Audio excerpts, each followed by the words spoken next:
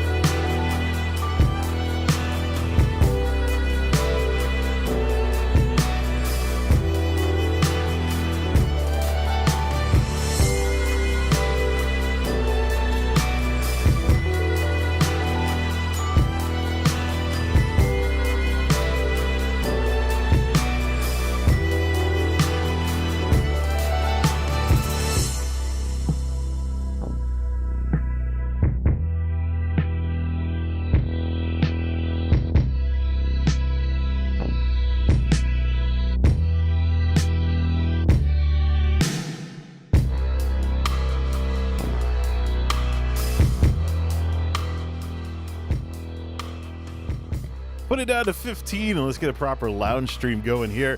What do we have in the chat here? We have Appalachian Techie stopping by saying hi. Actually, I want to cut this down lower. I don't know. This must be one of those Vibe Track things where I went to the Y-Tal and I was like, everything Vibe Tracks, let me have it no matter what it is. Stuff like that. Kind of fitting for the end of 5 years of night shift for this kind of stuff. But yeah, it's the end of 5 years of night shift. It began in January of 2018, and now here we are. And well, how did I ever used to do this? I don't care. I want to be able to hear myself think, not be constantly distracted by killer sounding music there. But yeah, so it's the end of 5 years of night shift. 5 years. It's I'm basically 50-50 between nights and days. 6 years as an IT support specialist, 4 years as a WMS data analyst on days, and a little bit of warehouse work in between on both of those. For about 10 years days. College, I was a night guy, and then this is about, night guy. That gets me to 4 years plus 5 years is 9 years plus 1 year of the warehouse fiasco. So I'm split 10 and 10 since getting out of high school of being a daytime guy and a nighttime guy. Personally, I prefer nights.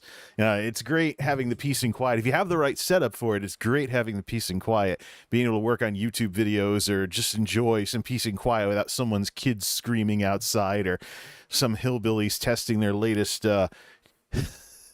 itty-bitty compact car with a sawed-off muffler or something like that.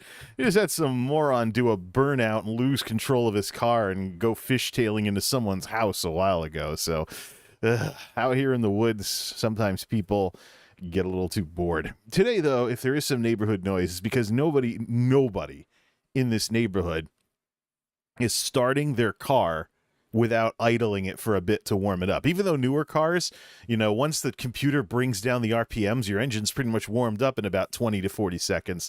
I just want the oil to start circulating a bit. You don't want to be slamming and redlining the engine when the oil hasn't had a chance to make the rounds yet. But other than that, cars are basically computers with moving parts nowadays. So how's our sound, by the way? Yet. But other than that, that's pretty good. I'm lucky if I can even focus on anything. The reason why I'm here tonight is to clear up all the loose ends. I didn't even have the same amount of caffeine as I've normally been having, green tea instead of black tea. We're saving the stronger stuff for when I'm going to need it more during the upcoming transition here. So, yeah, I'm going to day shift. I'm going back to day shift, I should say. Same schedule I had before, 7 to 3.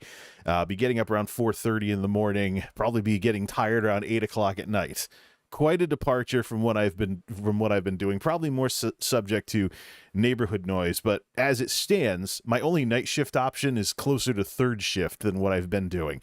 These folks with their afternoon evening hours, they were pretty much it. Unless I want to go back to that drama-filled building that I left, which has like 2 to 10 or something, or 3 to 11, 4:30 to 1 isn't a thing. 4:30 to 1 is not a thing around here. So this is the end of an era, and I'm not happy about it at all. The managers at this place cannot, for the life of themselves, pull their heads out of the 2000s. They want to continue running the business like it's 20 years ago, or 15, 20 years ago, and things were a lot bigger and more bustling than they are right now. And so it's disgusting. It's disgusting that these people are basically professional vampires. They'll do anything they can to pad out their career at literally the expense of everybody else. Here's how it works. You're going to do some dumb job forever that's going to be dumbed down as much as possible, and you will never acquire the comprehensive skills to have any kind of career. So plan on doing that dumb job forever, so long as you're working for these folks, while your boss has been there forever and actually had a chance to develop a career. It is literally institutionalized. I got mine. Sucks to be you. Generation X management, ladies and gentlemen. And the thing is, though, ever done 6 to 7 a.m. night shift on assembly line, says Appalachian Techie. 6 at night to 2:30 in the morning was my last night shift thing before this 5-year thing. So it was very different going in after dark at wintertime, making sure you had plenty of darkness for your shift. And, of course, if there was overtime, you're guaranteed to stay up until sunrise anyway, so you might as well just stay up until sunrise. But the thing is, I gravitated towards a schedule that had me going to bed at sunrise in college as well. Get up at 11 in the morning, take classes in the afternoon, work in the audio-visual office in the evening until closing because nobody ever wanted to work those hours, and then catch the library before it closed at midnight, and then have all that time in the wee hours of the morning to study when everyone else was sleeping. Because for some reason, there was a lot of people that loved doing the exact opposite at my school. People love taking very early morning classes and actually having to get up in the morning. I don't know why. They love taking 8 o'clock classes. High School 2.0. How do you pull that off when quiet hours don't begin until 11 o'clock if the college is even enforcing them? You know, how do you do that? You're guaranteed to never get enough sleep when you're winding down at 11 or midnight. And what if you have somebody that wants to party until 3 in the morning and you have class at 8? How the hell does that even work? No, I leaned into the meme of college students being nocturnal. And that was the first time in my life that I was ever a night guy. And I kind of felt sad about it at times. Like, for example, when I first went home for semester breaks, my folks would leave out some cereal, a box of cereal and a bowl on the table for whenever I got up. And when I slept in until after sunset and I walk out and it's just sad. The kitchen's dark. The dining room table's dark. Here I am, a college kid home on semester breaks, and there's been a bowl with a spoon in it and a box of cereal sitting on the table literally all day waiting for me to wake up. I think it was kind of a rude awakening for both myself and my folks at the time. It's just how much of a night guy I had become. But apparently it runs in the family, though. My dad, after he retired, became a night guy. He stays up until 1 in the morning and always gets up after sunrise, usually around 9 or so. He's basically what I am right now. But no, they didn't have to. The problem with these warehouse folks, the reason why they had to eliminate their night shift is supposedly operational difficulties and stuff. No, they just don't do anything based on merit. They are actively working to dumb down the rank and file's jobs as much as possible, and they wonder why this company has such a terrible reputation for rendering people unemployable, because nobody can handle any complexity in their job. They gravitate towards giving people the dumbest of jobs, and then they wonder why people don't stick around. You get somebody coming in who grew up in the smartphone generations, maybe get a Zoomer or something. They're gonna be bored to tears being told to put their phone in their locker and do one dumb, boring thing for 8 hours a day or 8 hours a night. Like, people are inherently, they seek more than just that. It's not the 1930s anymore. You're not going to have a situation where somebody just wants to lower a drill press all day long. And we know better, too. We know that gives people repetitive motion injuries and all kinds of other assorted nonsense. Like, now watch this become the thumbnail if the truck across the screen earlier wasn't. That's one of the reasons why all that was available was generic warehouse crap. I went for shipping because you at least have to think a little about what you're doing if you're palletizing product coming down the belts. You got to think about what goes where and stuff. It's literally not a totally brain dead walk here, grab those, push the button and put it in the thing and send it down the belt. Some people want that, but I think I'm better than that, and I think I can get better than that. And even among the local warehouses around here, there are places with more opportunities than these folks, and they wonder why they keep losing people. Night shift was the warning to the rest of the building as to what's coming if the building even survives. They're down to one shift now. They're like a crappy industrial park business. It just opens the building in the morning and closes it in the evening. Congratulations. A little industrial park startup. With, go work in like the button factory or something, or make little screw thread parts for submarines or something like that at some rinky-dink machine shop out in the woods. Congratulations, that's what this distribution center is sunk to. One shift. Screw it. No, seriously. These folks... They just don't understand just how much they've been brought low by their own inability to adapt to the changing times. Look, you go to other places, the departments are fuzzied up. You don't have an entire group of people that have been with the company 30 years that don't drive forklift equipment in a warehouse. You'd think that'd be basic, right?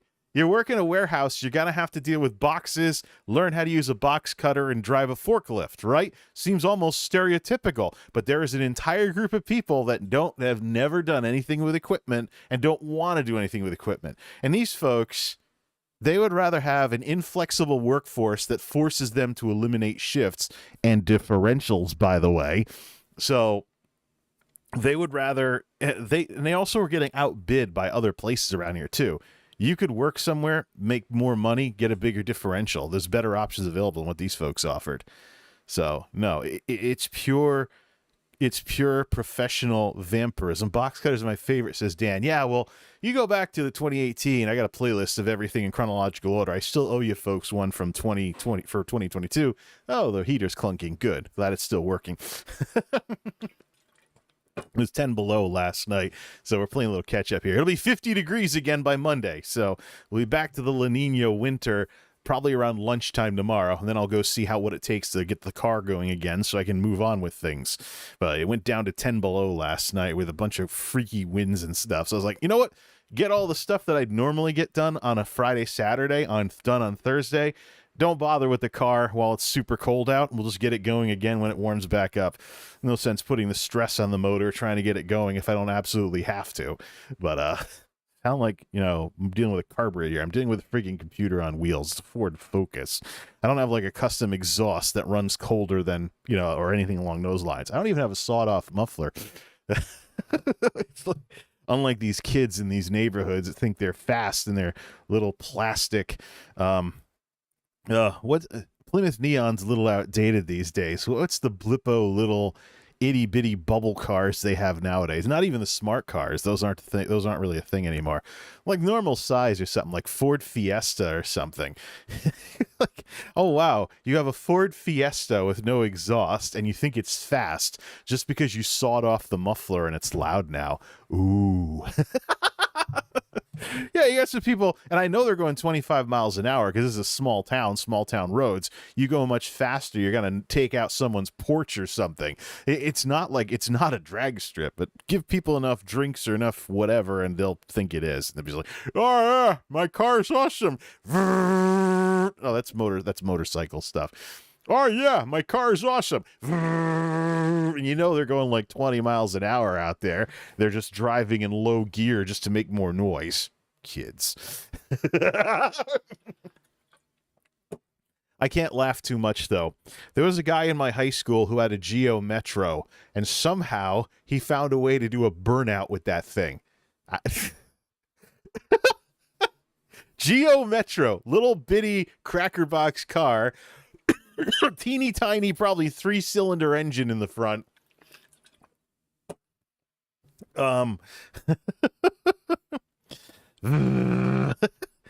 did a burnout with it somehow.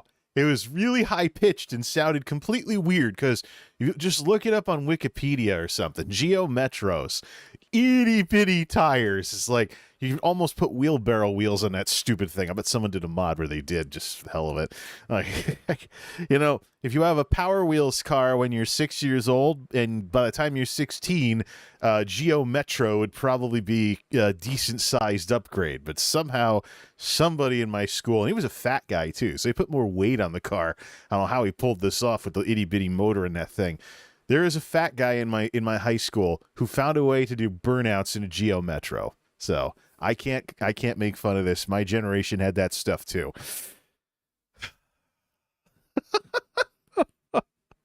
All right. What kind of stuff are we going to be talking about here?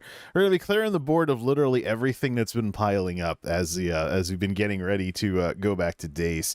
So it's going to be very, very meandery and derpy and stuff because I'm barely able to do anything in the first place. I'm already working on going from nights back to days sleep-wise. So I've gone from somebody who stays up until sunrise, no problemo, like I was in college, back to regular night shift where I can get up mid-morning. And it takes about a week or two to get used to a new sleep schedule. And I'm just going to be completely fluid on sleep for the next couple of weeks, trying to go back to getting up in the morning.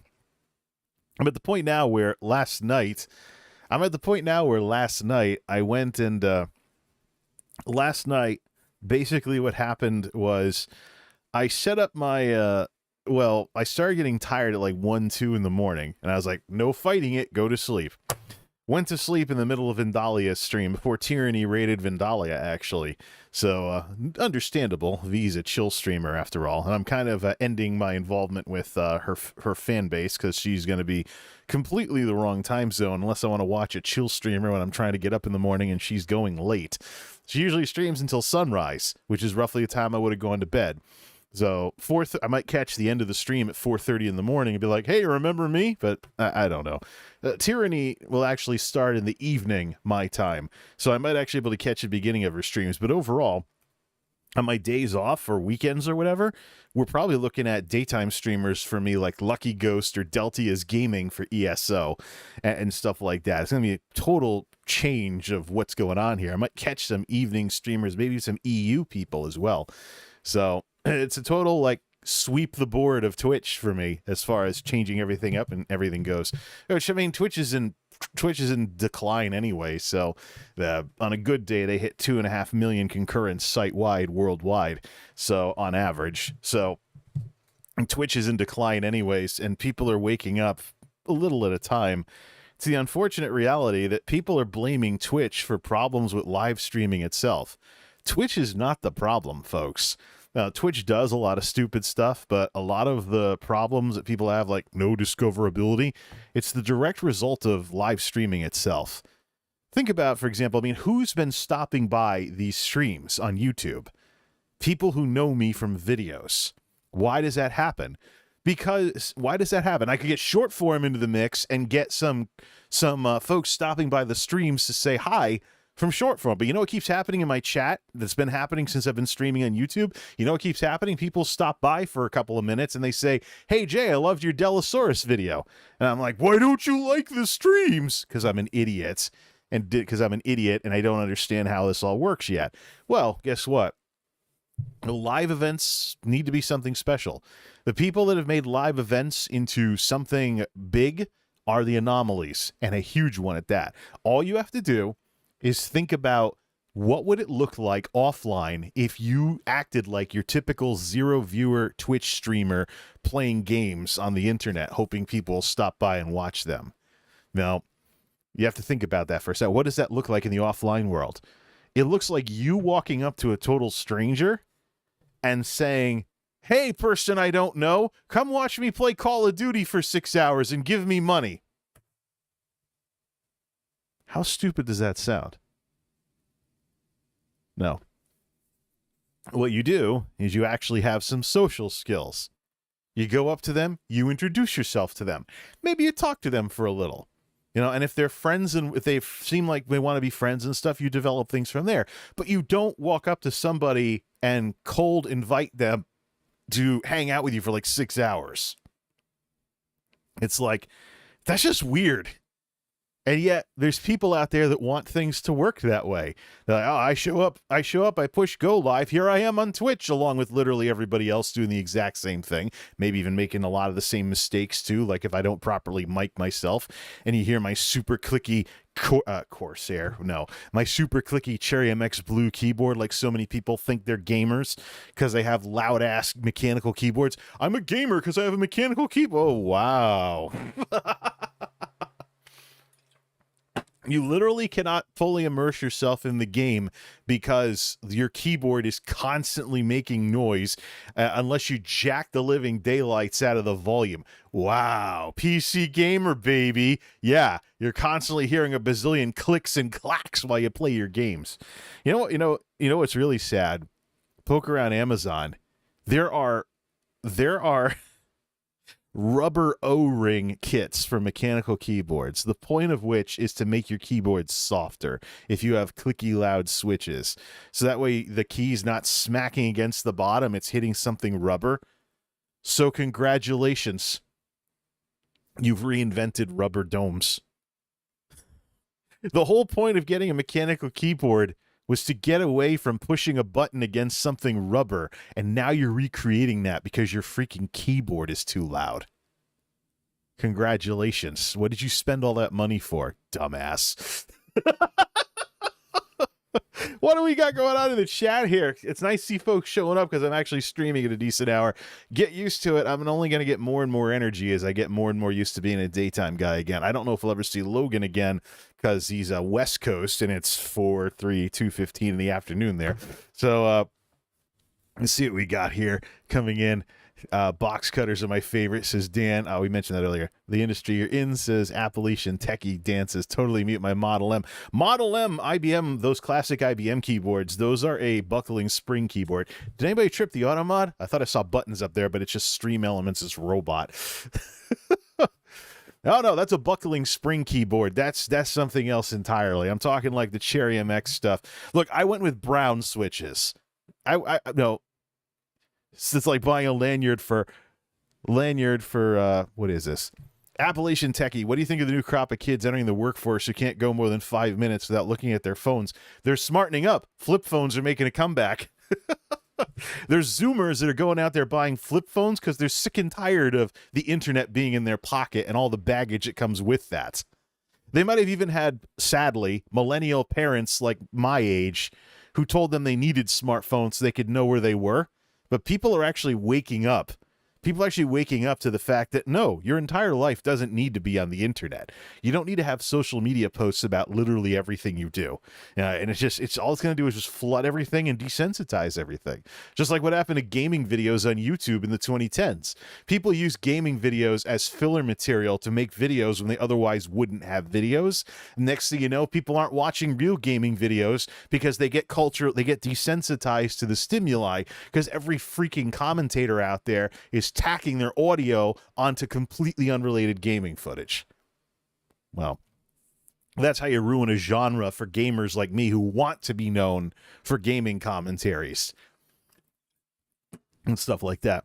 Dan says, I have a Unicomp, noisy, but some Unicomps are buckling spring. That's one of the, Unicomp was the company that bought the intellectual property to IBM for their hardware. So buckling spring is more vintage than the Cherry switches of today, or Cherry based switches of today. But that's one of the reasons why I went with brown switches. First of all, I might try a red switch for linear stuff if I ever buy another mechanical keyboard, but all these years later, this thing's only out. The asterisk key is the only one that is unreliable at this point. I might just see if I can replace the switches. But I like the design. I especially like having a physical volume knob so I can easily turn down the computer like a stereo. Oh yeah, the computer's too loud. Just turn, and I can push the volume knob to mute as well. I understand Corsair keyboards have a thing you roll, kind of like an old-fashioned trackball, except it's a cylinder. So I might actually work with something. Like that for something along those lines. But yeah. Anyways, so I have so streaming for me is just going to be for special events or chatting with people or something along those lines, or playing video games. I want to do like ESO or something. But I got to figure out what to do with day shift and neighborhood noise being a factor again, especially if we get some parents, and I use that term loosely, who for some reason move into this neighborhood despite almost none of the rental units around here having actual yards. So you have like kids playing around on concrete in an overly sized driveway. So more risk of injury if they fall over and skin a knee. They can go to the park because this town has parks. But every so often we get some of those parents who get sick of their kids and kick them outside and try and forget about him for a couple hours. And they run around screaming, and Joey won't share the ball with his little sister or whatever, and they make a ton of noise. And eventually when someone else, another neighbor, goes and complains to them about how they basically kicked their kids out of the house, then they might actually get off their ass and be a parent to their children. But we get those from time to time. People are just like, I had enough of these kids, even though they're my kids. Go play outside. Some of them are cool enough to take their phones out and just noodle around on the Wi-Fi outside the house, because so many of these people don't have any clue how to control the footprint of their own wireless. That's why there's so much interference with other people's Wi-Fis around here. It's a big security risk, too. What do you think war driving is? That's like 20 years old at this point. But no, it's like these kids these days, I'm telling you. Of course, I'm 40. I can make fun of kids now. I'm old enough to do so. Basically the internet version of an old guy. What's Fubar saying here? Still better than giving the kid an iPad and sending them to their room. Yeah, at least they're getting fresh air. As long as they're not getting sunburned all over the place. That sets you up for cancer years down the road, unfortunately. Then again, tanning beds. Tanning beds can actually be worse than sunlight, as my own generation found out with some folks getting melanoma in their 20s. So take care of yourself. There's never an excuse not to. Let's see here. So yeah, day shift. The schedule I had before 2018. That's what I'm going back to. 7 to 3, getting up before sunrise, coming home, probably getting tired by 8 o'clock in the evening. And unlike when I was younger and cheesed it with caffeine and then felt terrible because I never got enough sleep anyways, might actually go to bed at 8 or 9 o'clock at night. I might sleep till 4:35 in the morning. I'm actually going to have to use alarm clocks again because I hate going to bed at 8 o'clock at night because that was my bedtime when I was a little kid. And it just feels like I'm not really a grown-up if I have to go to bed early. So either way, yeah, but these folks, they're down to one shift. I think they're one step away from closing the building, so I already have some contacts elsewhere, somewhere else to go once things pick up. It's always dead this time of the year, but I think I'll be somewhere else entirely by the time summer rolls around. I don't expect to stick around with these folks. It's just, I'm sick of how nobody wants to deal with the fact that these folks are underdogs in the area. And that they have to act like it and they have to acknowledge it and lean into the memes, so to speak, because they're not competitive. They don't compete anymore. They don't win anymore. They don't compete anymore. They don't win anymore. They just sit around moping about the long gone good old days. So, but that's something we'll figure out when the time comes to figure that crap out. So, I could have taken severance too. Which would have given me 9 weeks of free paychecks. And I would have had to figure things out starting in mid-April, but not that. I'm not that tacky about things. I can do day shift. Plus, the odds are, if I go back to nights, it's going to be closer to third shift anyway, so I would have screwed up my sleep schedule no matter what I did. It's just like nobody else had like the 4 to 1 schedule that I just got off. Nobody does stuff like that around here. 2 to 10, bump things back a few hours.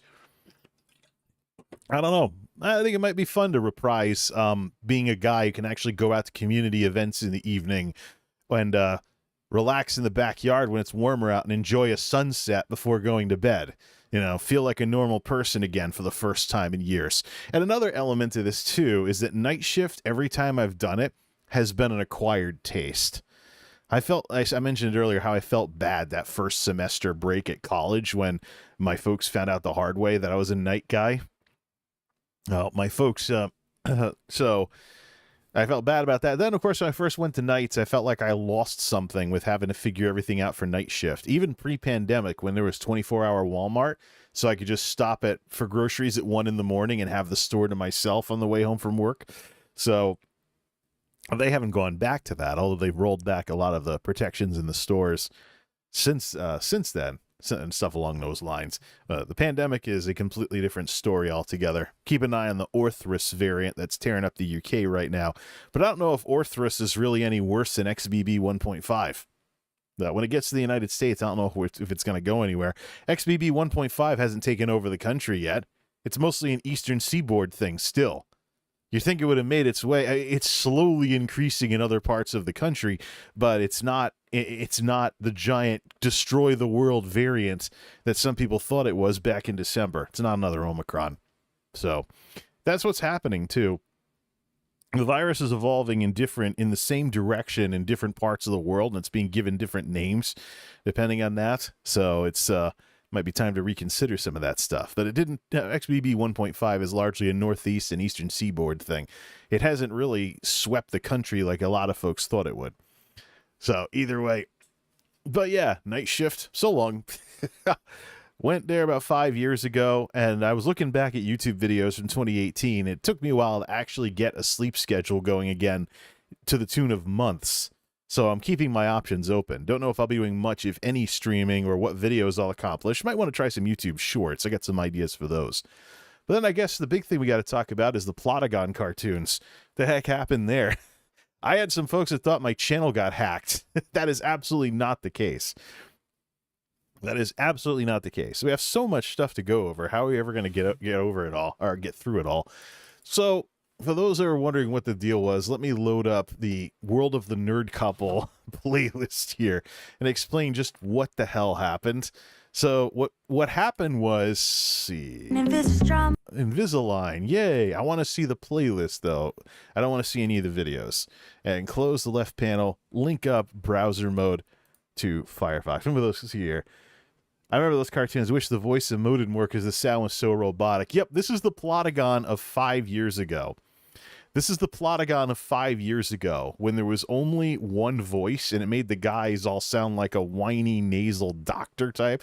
I think I had some school teachers that sounded like this guy, this guy voice. The female voice was okay. The guys, though, were all turned into whiny, whatever you want to call it. So finally, after all these years, World of the Nerd Couple has its own playlist. Finally. World of the Nerd Couple finally has its own playlist. So I re-uploaded everything from the original run of World of the Nerd Couple. So we're talking old school Plotagon.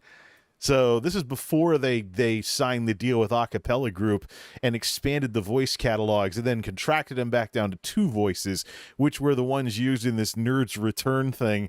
So basically, Plotagon is cartoon software similar to Go Animate, Vyond nowadays, or Extra Normal. But goofball internet cartoons are something I'm incredibly familiar with.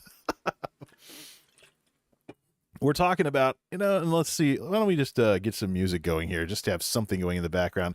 Put it at like 7% or something instead of 10. No, I think I was just experimenting with stuff from here. Let's just get some stuff going here. It's supposed to be a lounge stream after all. And we'll turn this down. I could also turn down the level. I think I can turn down through OBS the level through here. There we go. So, World of the Nerd Couple was basically me playing around with Plotagon. But you go back 20 years, and we're talking about Joe Cartoon, Killfrog, Heavy.com, etc. All those Flash cartoon sites. And of course, I would have teachers in high school that would be like, hey, if one more person brings one of those stupid Joe cartoons into school, they're going to get suspended. I don't want to see Torpedo Joe or anything that says. Let's see here. You know what?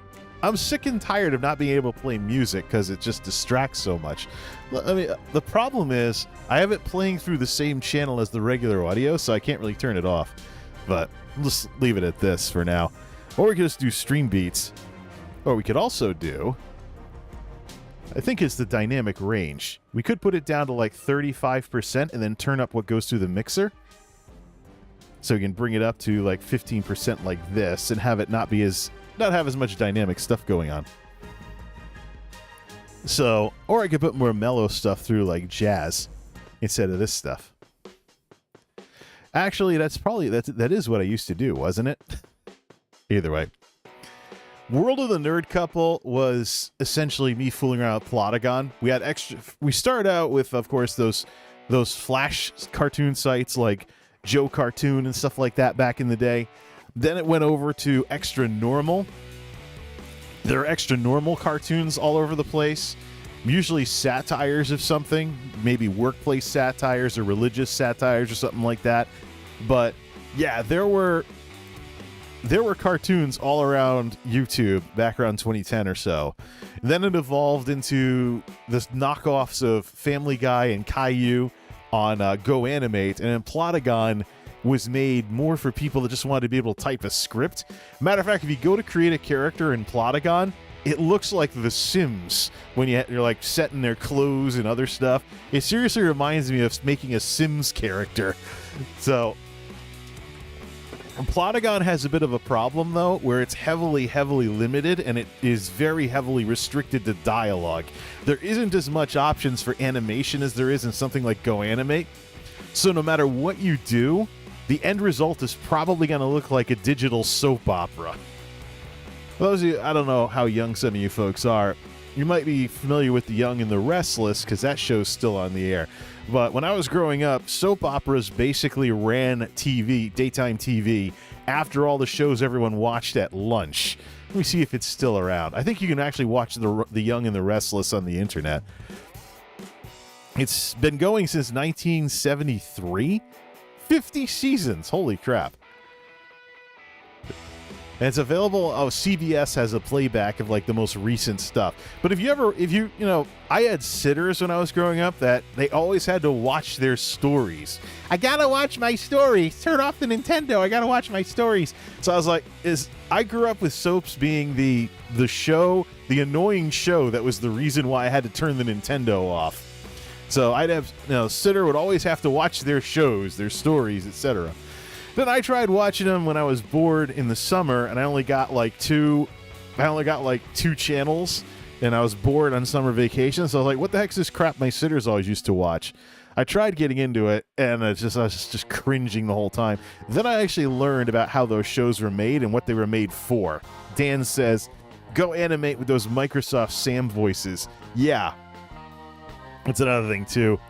Don't forget Bonzi Buddy. Don't forget Bonzi Buddy in the Microsoft SAPI engine of the 2000s. The stuff that powered all of those Microsoft agent characters back then. Now, computer speech has been a thing for technically decades at this point in its various forms. So, it's been a thing for a while now. So, I was playing around one point. I believe AT&T. I think it was AT&T that was running a text-to-speech lab, and I created some voice stuff from the demo of AT&T text-to-speech. In my high school yearbook, I was a computer nerd back then too.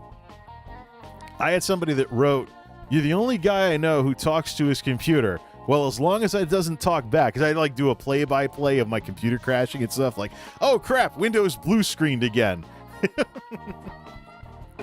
This is the Windows 9X era, so Windows 98 would crash for no reason under normal use. And, of course, the less tech-savvy folks around you would be like, "Hey, nerd broke the computer again." That's the kind of era we're talking about here. But guy writes in my high school yearbook, he's like, I hope you, the guy's like, well, you're the only guy I know that talks to his computer, as long as the computer doesn't talk back. Nowadays we have Siri and the Amazon speakers and Google speakers and AI especially. And of course we have AI-generated Seinfeld, which is the reason why I brought the series back.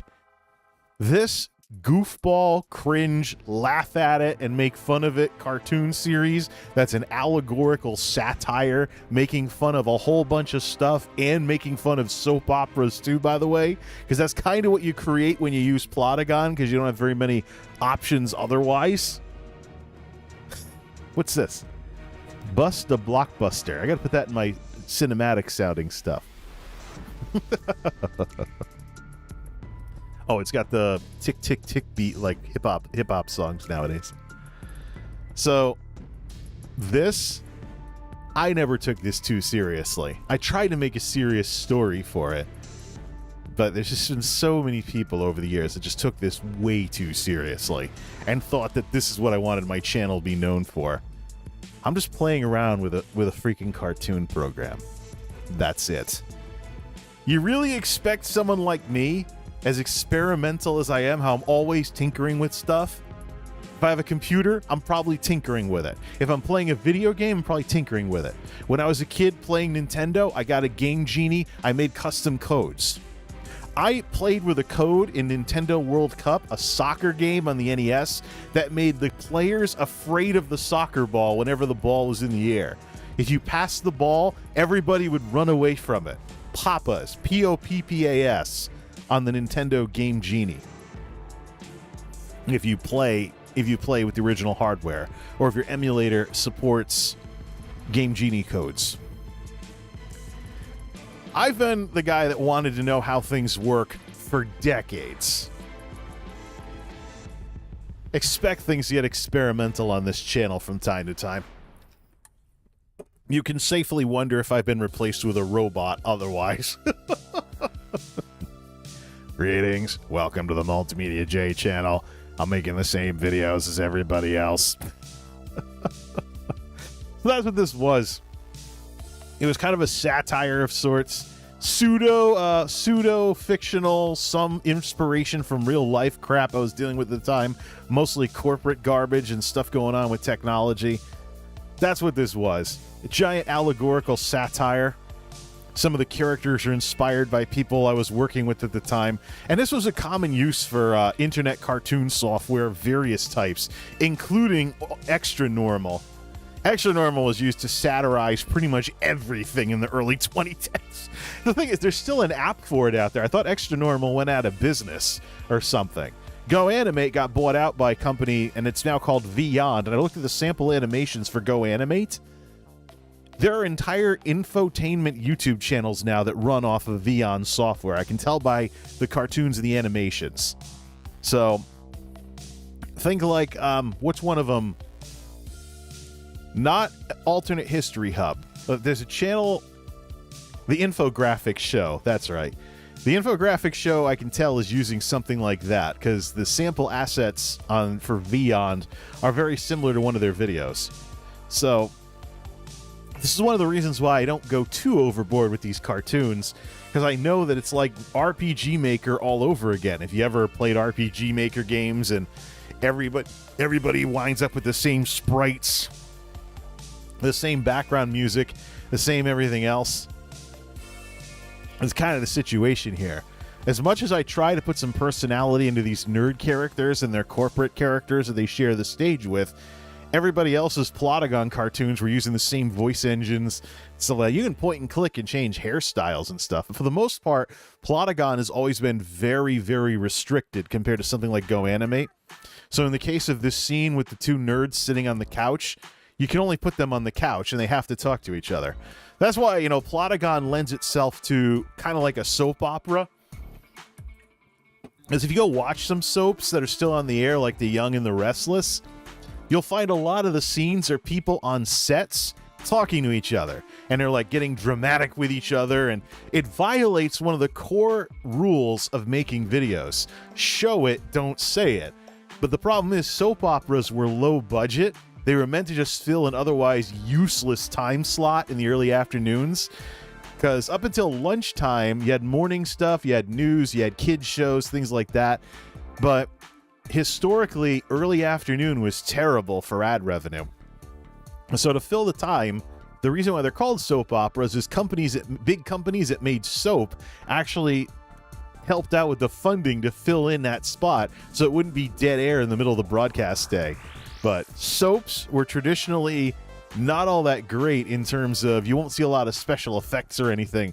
You'll mostly see shots of people arguing with each other. Even today, go watch like The Young and the Restless in 2023. I guarantee you a sizable chunk of the show is two people in a room belly aching at each other and crying at each other and whining at each other.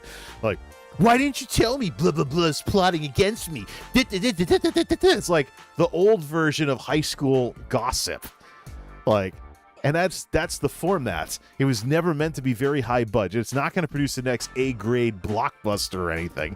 It literally was designed to fill an otherwise desert of a time slot on daytime TV. Now, if you have kids shows, you can have like little kids shows in the afternoon if you have kids that are too young to go to school. But other than that, if you're like a comprehensive broadcasting network, you don't have very many options until it's time to do like afternoon talk shows and stuff, or when people get home from work, the kids get home from school, things along those lines. So early afternoons, traditionally terrible on television. That's where soap operas filled the gap. That's one of the reasons why people make fun of them, including me. That's what some of this is, me making fun of soap operas and just how tacky they are. So in today's world, though, as I found out with the Nerds Return down here, Plotagon used to be, they were doing like, microtransactions. You could buy like new scenes and stuff, new clothes and stuff for your characters. Now they've just made it a cloud service. You pay like $7 a month as an individual. Professional businesses using these for corporate training have to pay more, but it's a little startup in like Sweden or something. And I think they're under the umbrella of some other company I've never heard of either. But they're not as big as Go Animate, Vyond. I don't even think they got as big as Extra Normal. They're very heavily limited.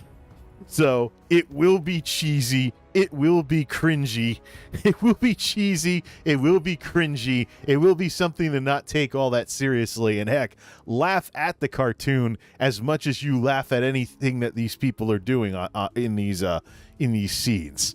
Because I'm telling you right now, I'm laughing along with them too. It's satire and it's pretty stupid. And as somebody who grew up in the 90s, who remembers the really stupid animations of Mike Judge cartoons like Beavis and Butthead, where like Beavis was always either looking at the camera or looking sideways, and that was it. Like all the like lowest common denominator humor of the 90s. I get this. Maybe it's a generation gap that there's younger folks that don't. That's 2 clunks of the rate of the furnace. So I've been streaming for how long? About an hour. So that thing's clunking about every half hour when the lid warps because it gets too warm when the heat runs. All right, I'll keep track of that. See if it's warming up out. It's only like 12 degrees earlier. Stuff like that. Much Ado About Tech videos on YouTube, pilot, So this originally was a random style making fun of tech videos on YouTube. I also made some Plotagon cartoons that were not part of a series. I called them the Moo Cow cartoons. That was a pastiche of Robot Chicken. Yeah, Mega Mecha Moo Cow. Robot cow, so to speak. That was a parody of Robot Chicken. It was made to be like one-off skits making fun of stuff. Might still use Plotagon for that, but I figured with the AI-generated Seinfeld that has become a thing, hence in the description here, with the Nothing Forever thing that's going on with AI right now, I figured, you know what? This is no longer the weirdest thing in the world. Bring back World of the Nerd Couple. Maybe I was ahead of things 5 years ago when I was using dumb baked-in assets and robotic-sounding computer voices to talk to get these characters talking. But no, you have literally thousands of people right now. Let's kill the music for this next one. You have thousands of people right now, concurrence-wise, watching the Nothing Forever channel on Twitch, which is a spoof of Seinfeld. Seinfeld's tagline was, it's a show about nothing.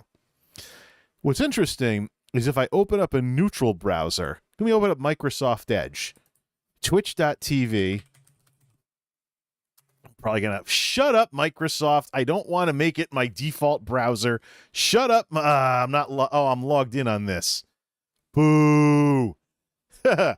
Other profiles. Okay, give me a guest window. Microsoft Edge took everything over from the Windows logon. Shut up, Edge. Let's do a guest window. Twitch.tv. I got to fix my Edge then. Edge is supposed to be not signed in, and it's supposed to be a neutral browser where... that's somebody's Destiny 2's footage here.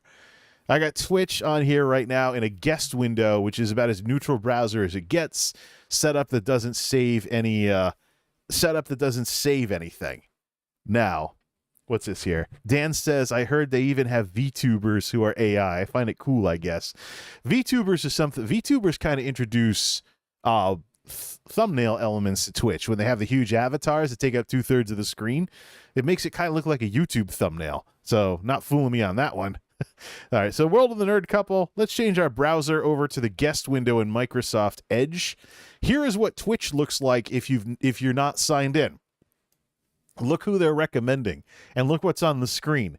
Kai Sanat, XQC, Hassan, Watch Me Forever, the AI-generated Seinfeld, is now in the list of big streamers getting recommended. And it's not all based on concurrence either. Look, you have a 4K one, this Sinatra guy down here. And you have League of Legends having some kind of... It's a rebroadcast even of an esports event in here. But the AI-generated Seinfeld is actually now recommended. It's big enough now that it's recommended when you go to Twitch. Here it is. Nothing Forever. See, there you go. Computer-generated New York apartments.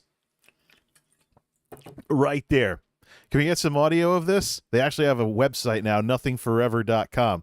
So, why did I bring back World of the Nerd Couple? Look what has gone viral.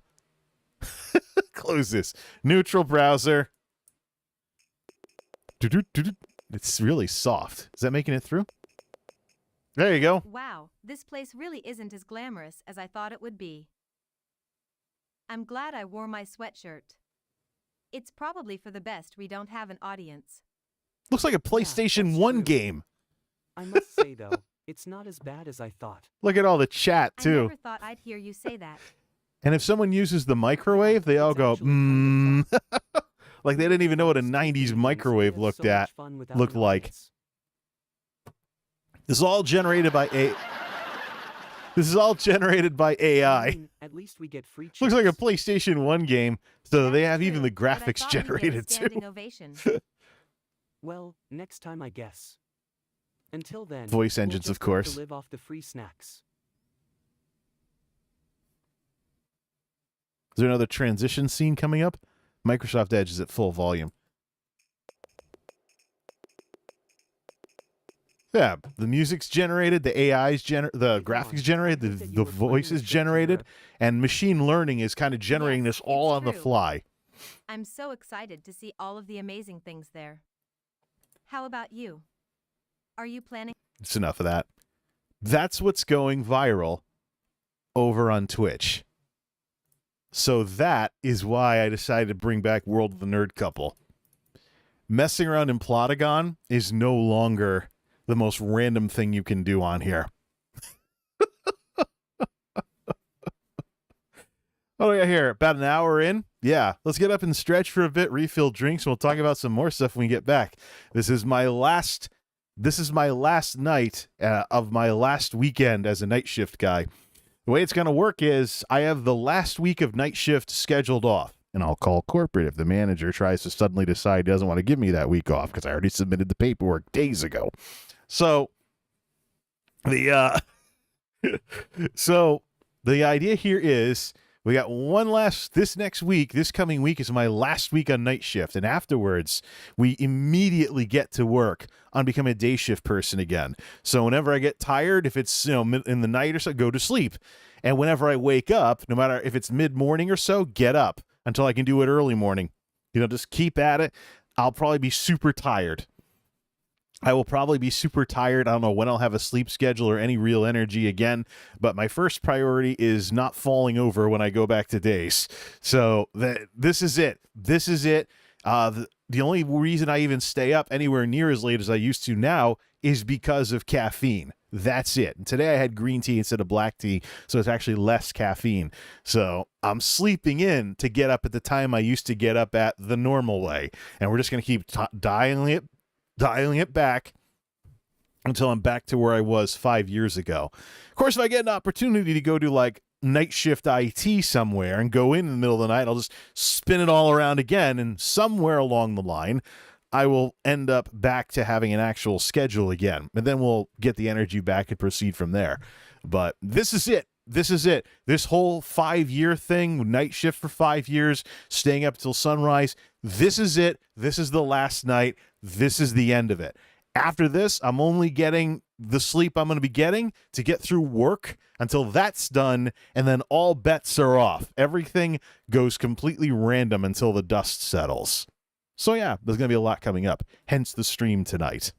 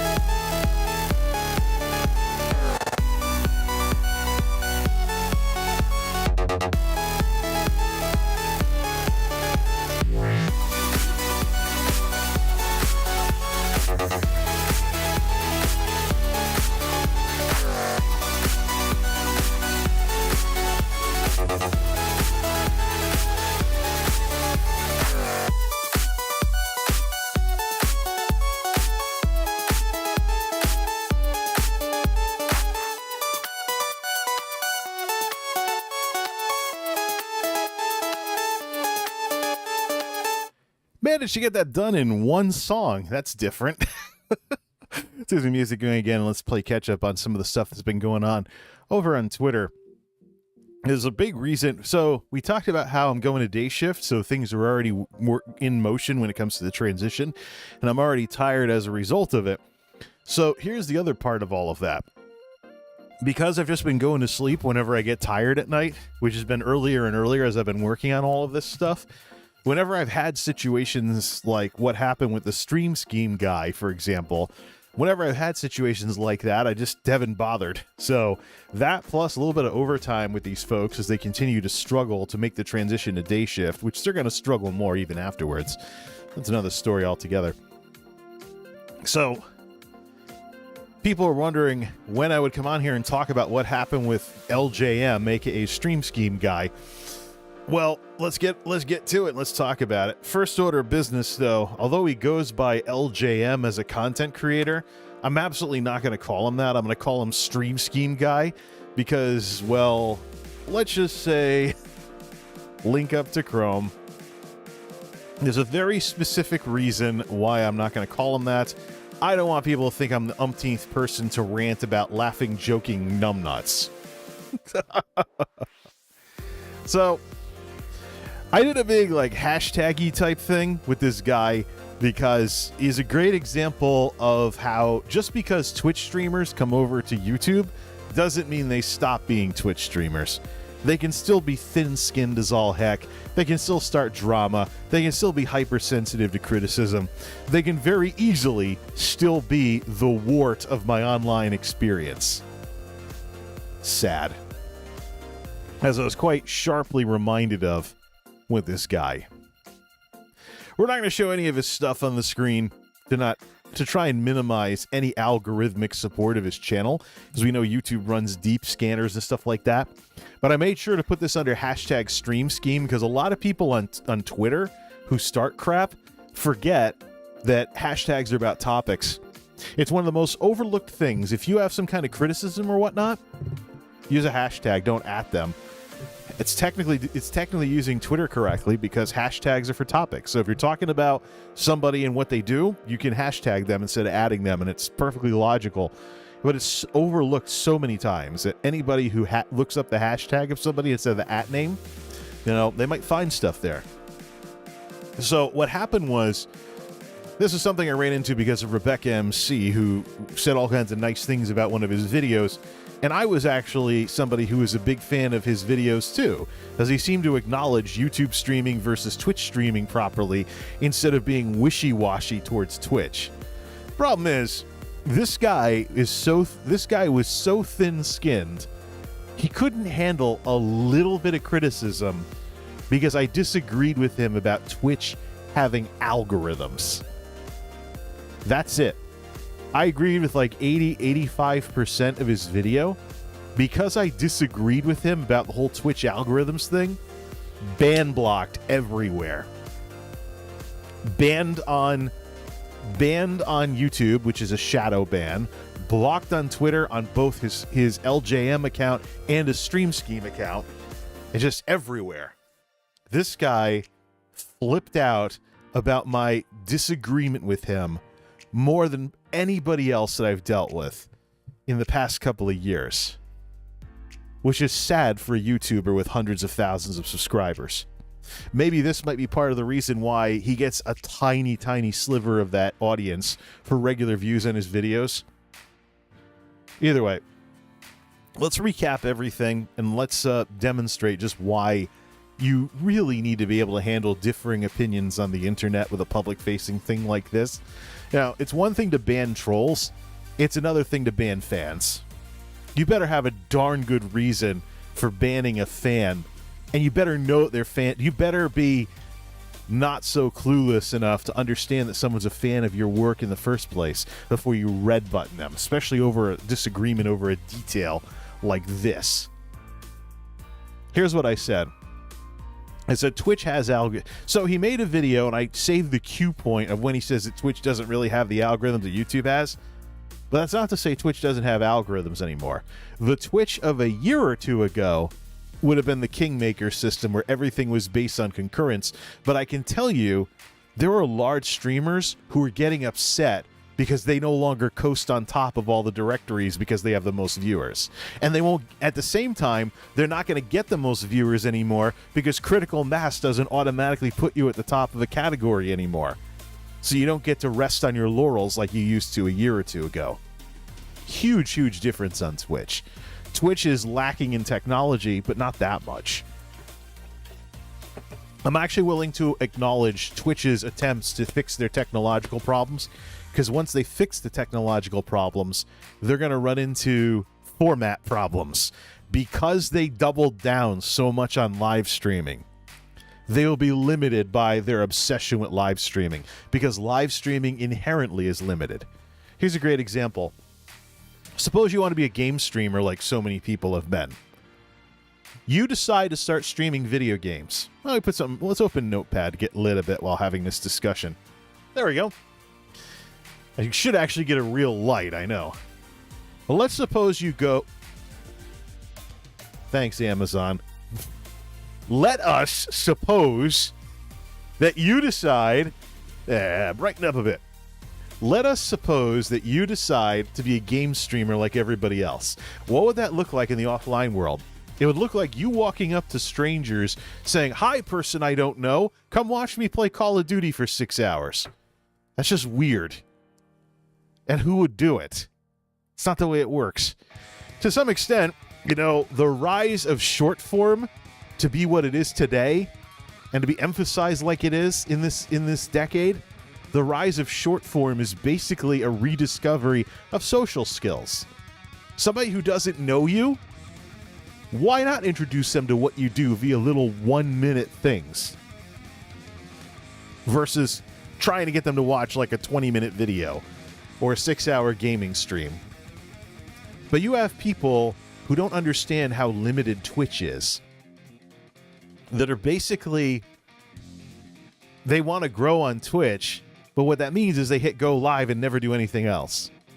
So not only are they going to get limited by Twitch being abysmally small compared to YouTube, Facebook, or even Instagram, or even Twitter, they're going to be limited because of the limitations of live streaming, which Twitch has doubled down completely on.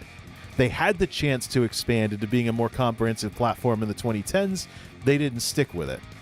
They got flooded with Let's Plays and gated video uploads behind Twitch affiliate. And on top of that, even if they hadn't done that, their UI was so terrible that you had to do multiple clicks to get past all the live streams and find the regular videos in the first place. Even today, with the revamp in 2020 that they did to the UI that we now know of today on Twitch, it takes too many clicks to get past the live streams, the clips, and the highlights. And even the clips aren't browsable. You try and watch someone's top clips, it'll cycle you through the same ones over and over again. There's not even an attempt to show you someone's entire back catalog of popular clips. So Twitch fundamentally, UI-wise, as a comprehensive platform other than watching someone live is broken. So any attempt they make to fix that, I'm going to applaud them for, because they're going to need all the help they can get. The algorithms they have, as crude as they are, have introduced me to new streamers that I've liked.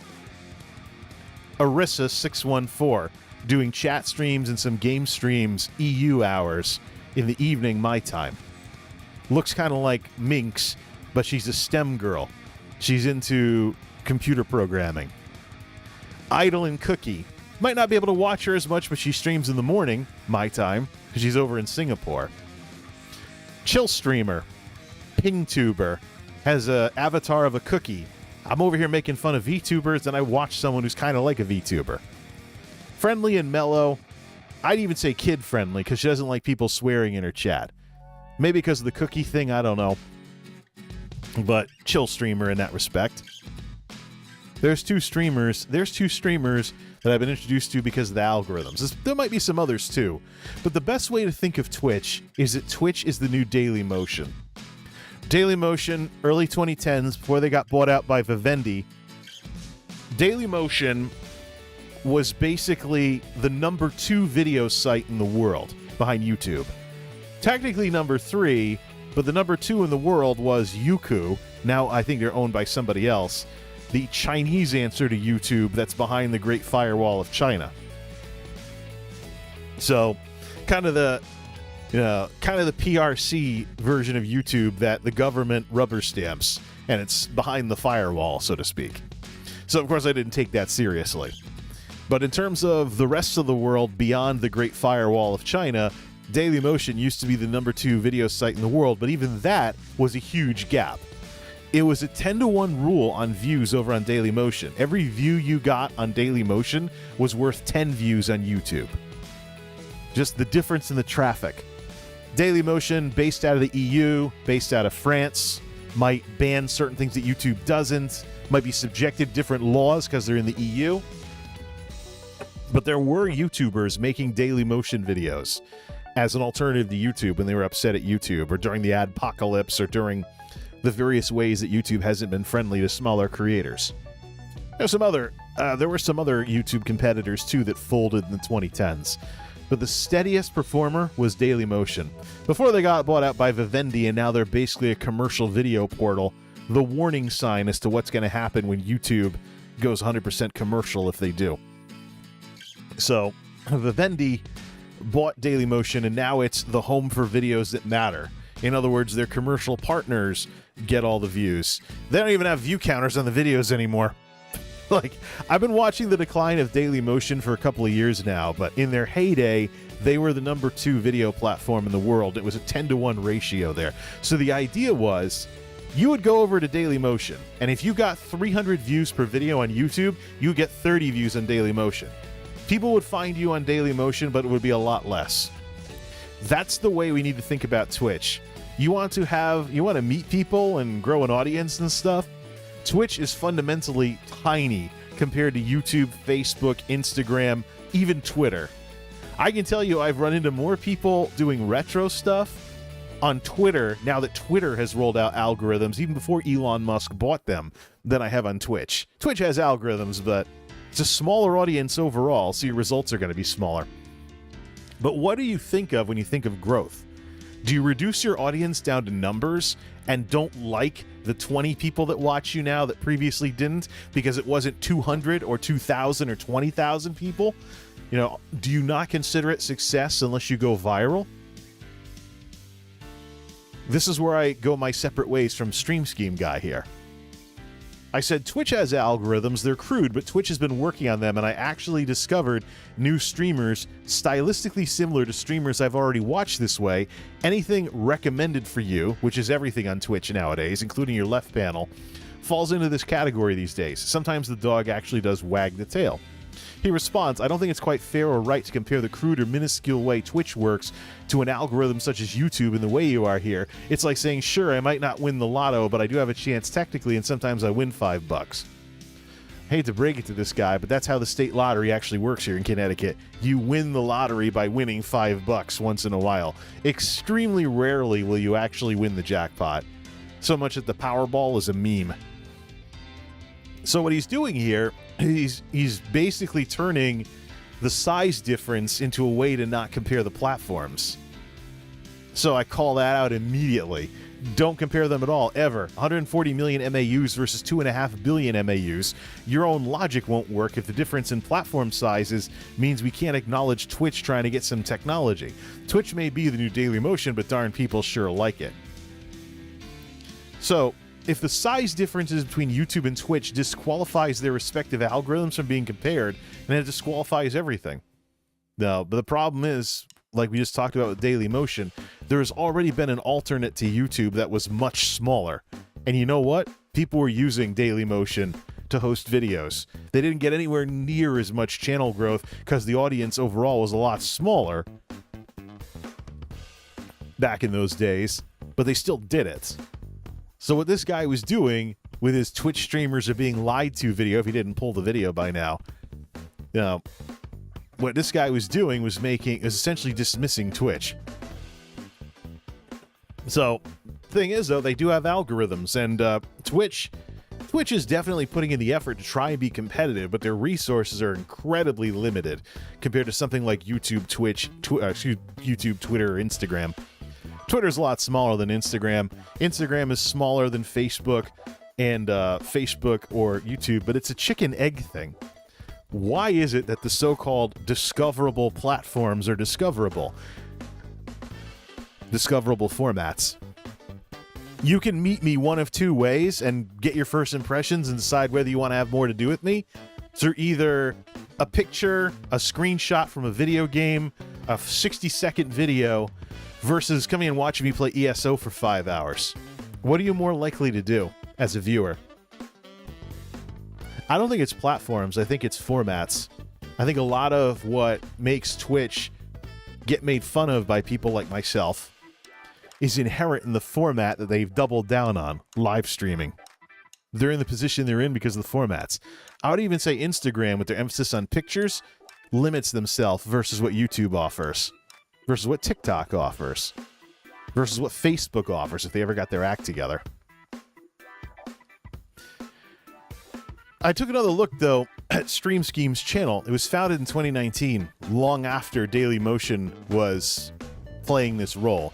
They got bought out by Vivendi, and now videos like what I'm doing and what you can do on YouTube, they're now referred to as UGC, user-generated content. Now, him saying that it's a kingmaker system would have been correct about a year ago, but Twitch has been eroding that, and they've been upsetting a lot of larger streamers in the process because they can no longer coast. And there are some streamers that were coasting that have sunk badly since the algorithms rolled out. So I'm actually curious where Twitch is going to be in a couple of years. They're obviously doing something, but I'm not going to discount and deadpan whatever efforts they're putting in. They're heavily limited, they're heavily restricted, and they're a heck of a lot smaller. But what I find interesting, though, let's get the hierarchy on screen. Because afterwards I was like, oh, look, this guy blocked me, blah, blah, blah, blah. Look at the hierarchy on screen. Largest social media platforms. What I find interesting is that there's this... Let's go to Wikipedia. Wiki loves folklore. Actually, you know, let's make this big. Let's scroll down to where Twitch is in the hierarchy down at the bottom. What I find interesting about all of this is that, you know how Twitch streamers are obsessed with going into Discords and trying to meet people on Discord? Why is that acceptable when the two platforms have similar MAUs and are kind of in each other's pockets? When Dr. Disrespect was banned from Twitch, for example, he was also kicked out of Discord in terms of being a partner with Discord. Why are people so obsessed with meeting people in Discord when they're roughly the same size? Go up the list. Here's Twitter, 396 mil. They're a little higher now because that number's from 2006. They're a little higher right now, and they've improved during the pandemic as well. Keep going. TikTok, 700 mil. Instagram, past the billion mark. Rolling out more formats and stuff, becoming more comprehensive. But then Facebook at YouTube at 2 billion. Oh no, that's the launch date. That's not when the number was taken. All right, there we go. I was wondering why it was a 2006 thing for... Why would there be a 2006 thing for Twitter? That'd be back when they were called microblogs. Now, there's cited sources for these things. Yeah, that was the founding date. There was a platform called QQ, run by Tencent, founded in 1999. Oh, if only they knew what that meant in World of Warcraft language. Means someone crying, by the way. Might be a 2000s meme at this point. But there you go. Facebook with about 3 billion MAUs. This is the sleeping giant right here. They could replace several platforms further down the chain if they ever got their stuff together. Then there's YouTube 2.2. But you're talking 2 billion versus 140 million. There's only so much that Twitch can do. And they don't have the capacity to grow. Not when they're scaling down their operations in South Korea and putting more and more limits on their users and trying to suck more and more ads out of people. And then trying to sell more ads with non-skippables. And then there's the disposable income problem with Twitch's audience continuing to get younger and younger and younger. TwitchAdvertising.tv. What are they up to? They had to change some of the way they talk about this because of how they talk about minors. Let's see. Meet our audience. Click. Global reach, 1.3 trillion minutes watched in 2021. It's probably really small compared to YouTube. Let's see. Where's the demographics? Twitter Research Power Group. Ah, there we go. They changed it again. Used to be 18 to 34, then it was 16 to 34. They've changed it back to 18 to 34. That's a marketing term for like demographic. That's a marketing demographic known for having the most disposable income too, 18 to 34-year-olds. Younger folks who aren't worried about saving for retirement or dealing with medical issues, things like that. More than 70% of viewers are between the ages of 18 and 34. They used to have something on here saying 20% were teenagers. I guess because of COPPA and other stuff, they took that off. Bulk of the audience, young people, skewing very, very young while the older folks are over on YouTube. So what happens when people get to the bottom of that group and they have less disposable income, or they're college student, recent college grads at student loans, things along those lines? Let's continue with this whole situation with Stream Scheme guy. The right thing for him to do is to apologize to the audience. What he did? He blocked me on everything. But a lot of my social medias are set to automatically document via email, so I got his comment either way. Oh, now you're not making sense. They're just direct competition. They are what our major two options are to stream and create on. Facebook is an option too. They just don't have their stuff together. Yes, we want Twitch to improve. It's great they want to be better, but you can't right now actually believe their algorithm is able to compete with YouTube. When did I ever say that? I'm just giving them credit for having algorithms in the first place. The usual limitations of Twitch predate their decision to start having algorithms, and they will continue long after all of this is over. Especially when the heads of the company have said most streamers aren't found on Twitch. They find must have been a typo, first off platform and viewers follow the call to action to Twitch. Well, a lot of people don't like following calls to action, as we're seeing on YouTube right now, where everything can be on the same platform. We'll see more of it on Facebook if they get their stuff together. People don't like bouncing around the internet because someone else told them to. They have to really, really like somebody to do that. As I found out with a click-through on my own stuff from Twitter and Discord. Lifetime over the span of years. It's okay, you want them to improve, we all do, but this concept you're approaching doesn't make sense. What? Evaluating platforms based on their size? Just like YouTube versus Dailymotion, have lower expectations for the much smaller platform? But instead of actually continuing to say anything about anything in good faith, he just blocked me on everything. Thin-skinned. So I did some digging of my own, and I found out what kind of credibility, if any, does he have. I found his Twitch channel from before he quit streaming on Twitch, got the Solinome data on it, and the results looked like this. I have no names on here, so I'll gladly put it on. I will gladly put it on the screen. Here's his story. Here's his story. Starts out, blah, blah, blah, 2019 into 2020, makes a feedback loop, jumps around the times of the lockdowns and other stuff, peaks around roughly the same time that Twitch peaks in early 2021. Starts declining, just like Twitch started declining, actually a little more so in late 2021. Didn't seem to recover anything during the Omicron spike when people were scared to go out of the house and just skidded until he quit streaming. This is a history of his Twitch channel. It is also a history of Twitch as a platform.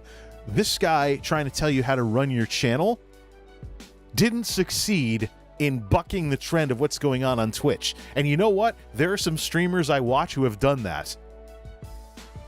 Take Just Keth, for example. She found a way to grow on Twitch in 2022, which the year began with a whole bunch of streamers coming over and being professional tourists in her country over in Thailand. And I was like, look at all these people going to all the same temples, all the same tourist attractions. Isn't there like a Thai streamer that could be a lot more real about this stuff than any of these people trying to suck views out of the out of the country now that they've reopened and shut down a lot of COVID restrictions? Yes, there were. And Keth is doing notably better than before. So there's other people too. They bucked the trend. They bucked the trend of Twitch skidding in 2022. Stream Scheme Guy didn't. And when he had undone his progress back down to middle of 2020 levels, he quit streaming on Twitch. It's like that thing I said earlier about Aries Summer, where you change things up and reshuffle things and eliminate the ability to use numbers to evaluate stuff because there's no more numbers that apply to that kind of thing. So you start out on ESO, things skid a bit, you eventually you go variety around a certain time so that you can't be compared anymore. But that's one of the problems with being a Twitch streamer, is all of this API stuff and all of this technology. It evaluates and destroys the propaganda of numerous Twitch streamers who would otherwise brag to you about how you need to listen to them because they grew and you didn't. But you can find out very quickly why they grew. There was a big narcissist of a Twitch streamer who I did some digging, found out very, very quickly they used TikTok and a feedback loop between short form and streaming to grow their Twitch channel. They called it hard work. I called it they understood the formats. For a lot of us understood the formats. How many of us out there, my age especially, or maybe older, thought that TikTok was just dumb videos of Zoomers dancing in their rooms and there wasn't any kind of serious use for it? Well, guess what? People have figured out there is a very serious use for short form. YouTube has. That's what YouTube Shorts is. That's why there's such an emphasis on YouTube Shorts. Because TikTok barged into YouTube's former place with what they offer. You can stream on TikTok and you do longer TikToks that are similar to the length-limited YouTube days. So yeah, you go into Twitch Tracker or Sully Gnome, you can very easily destroy the sales pitch of a lot of these streamers. This is too loud of a song. That's also too loud of a song. You go to Twitch Tracker, you go to Twitch Tracker or Sully Gnome, you dig through the numbers, you look at Twitch Tracker, see what games they were streaming, you see the titles and title changes and when they were propped up by raids, and you can shut down somebody's sales pitch very, very easily. I went to Twitch Tracker for Stream Scheme Guy. He was just chasing trends during the lockdowns. The Twitch growth he did manage to get was because of the games he was playing at the time they were becoming popular. Link to the Past, Animal Crossing, things like that. Community events as well. People were stuck home. He did like play games with the streamer games. It's all in Twitch Tracker. Twitch Tracker is an extremely handy tool for shutting down people's sales pitches, or if they attempt to change their story about how they became something worth taking seriously, like in the case of Tyungi, banning people for reminding her that she became what she was by getting onto one of Ginny's streams one day and being introduced to her Ginny's much larger audience. Still in Twitch Tracker, by the way. You can find the stream, see the name of the stream, the name changes, also what the data was for that entire stream when she was live. So much stuff you can do with data that gets you past all of the marketing and advertising and stuff. This is from Dan. I thought TikTok was just 10-second videos or whatever. Yeah, it went up to 10 minutes. YouTube Shorts got into the game when they were 1-minute videos. Then they went to 3-minute videos, and then they went to 10-minute videos, which is YouTube's old limit. I think give them enough time, if TikTok doesn't get banned in Western countries because of issues with security and stuff like that, give them enough time. YouTube is going to be horizontal screens. TikTok is going to be vertical screens. Literally, it's the device. The other problem is YouTube has developed some barriers to entry because people will take you more seriously if you use a DSLR as your YouTube camera. So that puts a huge price tag in getting into making YouTube videos versus just busting out your phone. So Yep, but that's the thing. Chasing whatever's popular during the lockdowns. Can't handle somebody throwing anything at his narrative. I don't think I've ever encountered somebody so thin-skinned that they would ban you across the board like this because of a minor disagreement. Especially when I had something I've now since edited out, a reaction, very positive reaction to one of his videos. And I actually was a subscriber and watched a lot of his videos. Well, if he wants to be this kind of person, I got news for you. I don't need to be watching commentators. YouTube isn't Twitch. We don't have like one druggy sounding speech from Emmett Shear every year about how the platform's doing, and maybe you can dig up an interview somewhere if Emmett Shear gives interviews in the first place. No. There are YouTube employees being very, very transparent with people. There are entire YouTube channels like Creator Insider run by employees telling people and making videos and asking, what do you want to see? People are like, tell us how YouTube works. And Rachel makes another video about the discovery system. You don't need third-party commentators. You can just bypass all of them and go straight to the YouTube employees themselves talking about their own stuff. Just know what their biases are. Some of them talk about the technology. Others kind of gloss over it like the third-party commentators do. That's why I have a playlist on my channel that is literally nothing but Rachel videos from Creator Insider, because Rachel actually gets down to the nitty-gritty, not so much the creator liaisons like Renee Ritchie and stuff. See, I've seen a lot of people doing that, get upset just having an opinion and block you everywhere.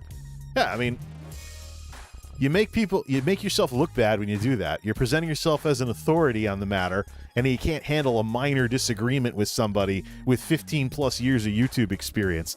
But your channel's small, yeah? And that's why I'm more experimental. I have nothing to lose. The problem you run into with these popular channels, especially if they're full-time YouTubers, is that because their popularity means they can't experiment as much. They can't do something like what I've done with the World of the Nerd Couple thing, where I deliberately blew the notification limit so people got 3 notifications of the first 3 of those videos I re-uploaded, and that just got them all done in the window so people wouldn't see them again. Yeah, they're all gimped in the algorithm, but the algorithm didn't have to know what to do with them when I first uploaded them, never mind now. Especially with 5-year-old Plotagon stuff going on there. But let's go over the rest of his argument. This is what he machine gunned me with after he blocked me.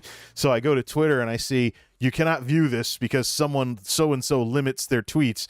And then so I just jump into the neutral browser and I'm like, what are they saying behind my back? What kind of, triggered speech am I getting, or is everyone else getting? Because I know people do that.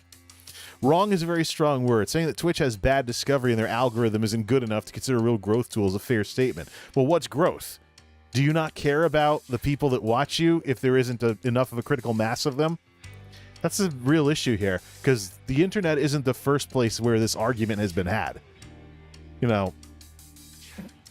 This zero-sum mentality of if you're not growing, you're dying blows off your existing audience. Yeah, if you require a certain amount of people in order to consider yourself growing, you're going to be miserable, you're going to be turbulent. And this guy has been a wonderful example of a turbulent content creator. It's just proof they're not all on Twitch. But he started out as a Twitch streamer, and it's plain as day that like some of these Twitch streamers that YouTube bought with their contracts, he brought over all the baggage of Twitch culture with them. Hey, shut up. Totally different world over here. You don't need to come over here and turn YouTube into a giant high school. There are live channels right now with zero drama because they're wildlife cams and stuff. They get hundreds or thousands of concurrents, like Brownville's Food Pantry for Deer or the Mount Washington Observatory. So many people don't realize just how much Twitch has conditioned them to think a certain way about streaming. They gotta go into a cage stage when they come over to YouTube. They can't be running their mouths because they're gonna look stupid.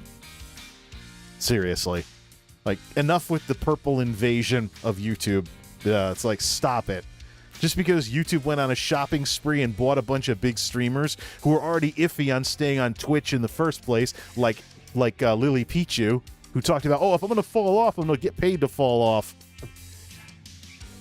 Stop banging the desk. It might sound weird on the microphone. Let's continue this little tirade here. I mean, it's great they're working on it. We all want it to be better. We want competition to drive companies to improve. No shit.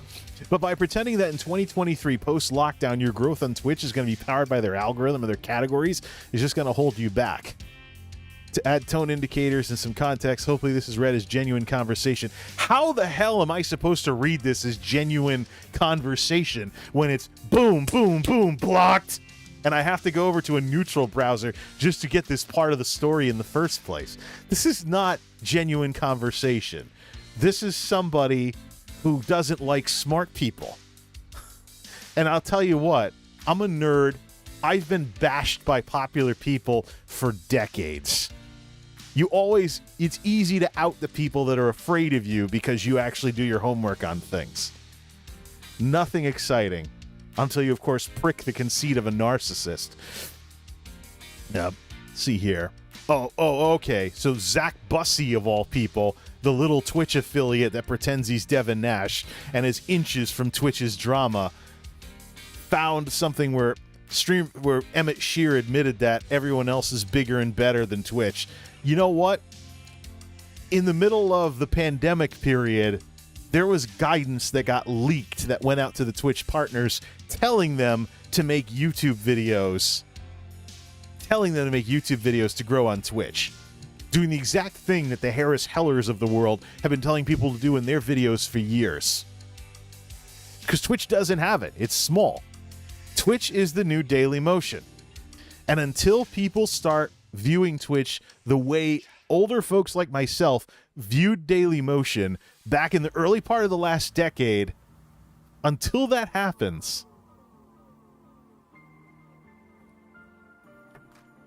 until people do that, we're going to have stuff like this. So here's the problem, though. I don't expect this to stop. I think that a lot of if you watch third-party commentary, this is one of the reasons why also I didn't turn this channel into a stream tips channel. I have more than enough experience to be the voice of reason to lots and lots of YouTubers out there. Way more than enough experience. The reason why I'm not doing this is you don't need me to tell you this stuff. On the Twitch side of things, we have Twitch Tracker and we have Sully Gnome. Learn some data analytics and how to dig through the numbers and make sense of them, and you'll have a huge advantage over people's bullshit. The big streamers bragging about how they allegedly got successful, the small streamers crying about how they can't grow on Twitch, the commentators taking advantage of an audience that can't grow, so they watch people's YouTube videos instead of trying to make a better stream or have a better presence on the internet. They sit on their ass watching videos on how to grow, and it's the same old crap over and over again. No. Here's the problem. We're coming off of this whole pandemic thing. We're coming off of a bubble that has burst. Not only is it less necessary on YouTube because YouTube has a lot of direct communication available through Creator Insider and the YouTube Creators channel. Oh, just ignore the lack of flashy equipment that these YouTube employees have, especially if their background's only in regular business or management or something. Now, okay, so you might not get as pretty of a picture, but you're hearing stuff straight from people that run the damn system. You're not listening to someone else's opinion and turning this into a game of telephone. So you know what happens to these third-party commentators in the next couple of years? They slide into irrelevance, and that is what scares them. Oh, yeah. Emmett Shear can make a meme out of never talking to people that use Twitch. YouTube doesn't do that. Emmett Shear can make a meme out of that, so YouTube doesn't do that. YouTube is more direct in how they communicate with people that use the platform. You don't need these third parties. And you know what? Their audience is going to shrink. As people smarten up and they learn the rest of the story behind the crapshoot that is online media, just like the crapshoot that is business, not all of your success is stuff you control. There is such thing as luck. There is such thing as dumb luck. It's always part of the equation. There is such things as you having an edge because of stuff you won on that you don't control yourself. But this is what these commentators are afraid of. They're afraid of people like me who know that this crap is coming. That, you know, they have hundreds of thousands of subs on YouTube, but they only get like a few thousand views per video. That's going to get smaller. People are going to smarten up. They're going to smarten up, and you know what? They're going to stop going to these people because they don't have to. They don't have to. Or they're going to smarten up. They're going to learn data and analytics. They're going to learn how to use Twitch Tracker to check the background stories of some of these people who present themselves as authorities on how to grow your stream. Take Ashley Christ, for example. Project Partnership. She basically MLMs her way to Twitch Partner by creating this thing that everybody's in to watch each other's streams and grow and get partnered. And then when she gets partnered, see ya. You know, that old thing. Still floating around on Twitter. I think it was Bread Witchery or something that did the expose post on that. I was like, wow, well, that was quite a scheme. Pretty smart, but it's still a scheme. Like, yes, you gotta find the skeletons in the closet with some of these folks. They're just like, oh, take me seriously. Take me serious. Okay, I will take you seriously. I'm gonna go digging through and see what kind of credibility you have. You know, if you're on Twitch preaching to people about how you grew on your itty bitty platform in a way other than dumb luck and an exodus of YouTube talent because people were mad at YouTube during the adpocalypse era, among other things, I'm going to do some digging. I'm going to go to Twitch Tracker. I'm going to see what your streams were called. I'm going to see what games you were played. I'm going to check the graphs. I'm going to see if you were rated. I'm going to see if people were propping you up. And you know what? Twitch will do that to you too when you think you can get partner and you wonder why you're getting blown off over and over again. It's like, shut the music off. The music only adds to the drama, doesn't it? But I want to keep it simple here. What online media boils down to at the end of the day is social skills. That's it. In the early days of all of this, let me see what Dan says here before we go into that tirade here. We got 10 notices. 10 notices, I didn't mind it. I would compare it to reading a book about streaming than doing it and trying your best to improve. You do learn how to talk on the fly by streaming. So, you know, you get better at impromptu speaking by streaming, but that's about it. Streaming is fundamentally very, very limited. Until you decide to have some structure, like over here on YouTube with hybrid streaming, where you use these things like podcast episodes and stuff, then what's the point? Well, who's going to care about what you did on, give me a calendar. Who is going to care in a couple of weeks about what you did on February 2nd, 2023 at 3 o'clock in the afternoon when you went live and played Call of Duty for 4 hours? The way life goes, the days start to blend together the older you get. You start forgetting what was on what days because nothing sticks out anymore. That's what a lot of these streamers and their VODs are going to look like. Oh, Twitch deletes VODs, by the way. You know, and they're cracking down on the infrastructure usage. Oh, and by the way, if you want a nerdy way of seeing the difference between YouTube and Twitch, trace route them.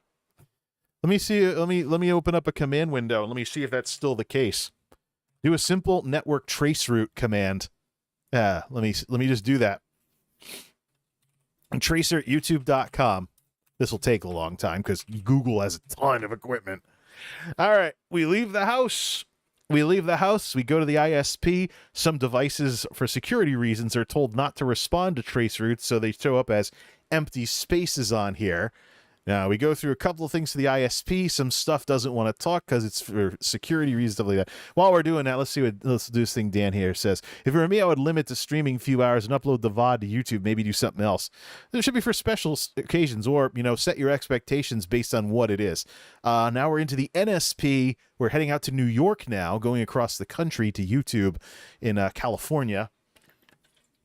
I know because I've done this before. There's a crap ton of hops going to youtube.com through all that Google equipment. Yeah, there we go. Oh, they cleaned it all up a bit. But if I look up these IP addresses on the other side, it's all inside Google. It's all inside Google. Or maybe they hired a third party here. Let me CLS that. Maybe they hired a third party CDN network. But if I do tracert twitch.tv, I think they took the Google name off of a lot of the servers they used to go through here. But first we leave the house, then we leave the ISP, then we go across the country to California. Blah, blah, blah, blah, blah, blah, blah. keep it in fine print. There's a couple of devices in the middle that don't say anything for security reasons, so we got to wait for those to time out. And time out, there we go. We end up with a CDN in the San Francisco area. If you do a whois on the final IP address on the other side, you wind up with a CDN, Content Delivery Network service, based out of San Francisco. So outsourced access to the website, to the network and stuff through a third-party CDN. But if you whois the addresses on the other side of the Google or Facebook transactions, you find out that they're owned by Facebook or Google. So they're actually owned by the company hosting the service for you, whereas Twitch contracts it out. Difference in the size of the companies. So here's the thing with all of this. Why don't we just rewind things a bit here? What was I talking about like 10 minutes ago? Turn that on. Okay, so Zach Bussey, of all people, is business. Not all of your success were called. I'm going to see what games you were played. I'm going to check the graphs. I'm going to see if you were rated. I'm going to see you too when you think you can get partner. And this is a fun part with, of course, streaming on YouTube. You have DVR access, so you can refresh your memory on what you said 5 minutes ago. Wonder why. Shut the music off. All right, what's this? What was I saying? Music only adds to the drama, doesn't it? At the end of the day, is social skills. There we go. Social skills. This is like in the Spaceballs movie. There we go. This is like in the Spaceballs movie. Load Spaceballs, the VHS tape. When will then be now? So at the end of the day, all of this stuff is social skills. It's social skills, plain as day. You know, you're fundamentally out there meeting people. You go back to the 2000s, social media was between individuals. There was none of this brand building crap. You made a real website for that. If you had a MySpace page, maybe if you were a musician on MySpace, you did something like that. But everything began as individuals. YouTube began as individuals. Justin TV began as individuals, even. Because social media, once upon a time, was about meeting people. Somewhere along the line, corporate business interests got in, and we started caring more about numbers than people. So now what? Now what? You know, you are what you are, so to speak, but you don't take your audience seriously unless you grow a certain large amount. The 5 people that now like what it is you do that you've gotten to meet through doing stuff on YouTube and Twitch, those people don't matter because you didn't grow your concurrence by 20 concurrents in the last quarter? Hogwash. Complete and total hogwash. You want to know what the easiest way is to tell your audience that you don't care about them? Dehumanize them. Blow off the audience that you have because the audience you don't have. Blow off the people who've decided to spend their free time watching your videos stream short form, looking at your pictures and screenshots on Instagram, reading your blog entries, whatever. Blow off those people because the number wasn't big enough. It's just like people just don't understand nonverbal communication these days. You want a way to tell someone they don't matter, do it indirectly. It's horrible. Seriously. So I'm going to chill out a bit. We're going to play some more music. If anybody has anything else they want to talk about, start talking about it in the chat. We'll get back to that when we get back. But that's the whole situation with the Stream Scheme guy. Like, I can't believe it's like, look, you know, one of the signs of a turbulent content creator is they ban their fans. And it wasn't that long ago that I had a very nice, glowing, positive recommendation of many, not just the video that I disagreed with him on, which I put on my community page before I took it down when he did all this crap. But the whole thing about, hey, welcome to 2023, don't be a streamer. Remember that? When I said all those nice things about a video he did about the truth about Twitch streaming in 2023, well, sometimes social media goes back to its roots. It's not necessarily about what you're saying because other people can come to the same conclusions, but, you know, how you represent yourself on all of this matters. How you represent yourself on these platforms matters. The kind of person you are on Twitter, no matter what you're like in front of the camera on Twitch or YouTube or Instagram, matters. Fundamentally, at the core of social media, unless you want a bunch of bots and other fake viewers, you're dealing with people. Social skills and being a decent person are not optional. There are some people that appear to cheat the system, but they get found out, or they get miserable later on because they know what they've done. But you know what? These Twitch streamers that appear to get away with it, they're the descendants of the YouTubers that cheated. Some of them collapsed quite dramatically when YouTube clamped down on fake engagement and other stuff with various policies over the years. You want to know how long I've been involved on YouTube? When I first came to YouTube, you could give yourself views by watching your own videos over and over again and F5ing them. That's since been patched out. Needless to say, it's one of the big things that YouTube has worked at to try and make their numbers more legit so that advertisers don't have overhyped expectations for the conversion rate on any ads they run on YouTube. So, if anybody has anything else they want to talk about in the chat, we're going to play some music.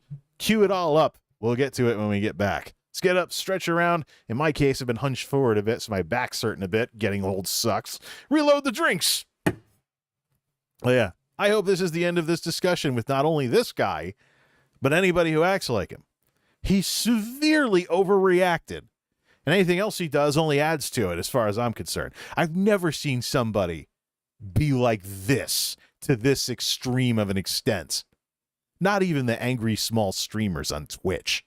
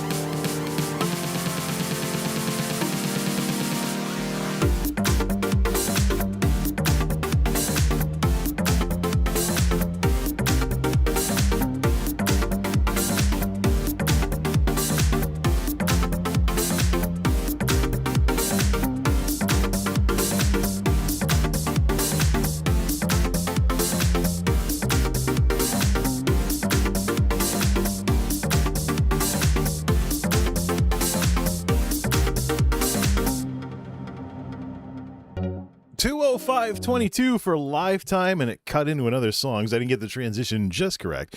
I actually have to transition out of that probably around 3 seconds or so left. 7:52 at the Geek House. That's 7:52 p.m. Can you believe that after this transition is complete, I will be getting tired around this time, getting ready to go to sleep around this time. That was my schedule back when I worked 7 to 3. The last time I was a daytime guy. And I can tell you, though, with the way these chat streams have evolved, I really think I need to double down on the talk radio format with the way that the way I'm talking about stuff. And I was wondering how I could use OBS to do that.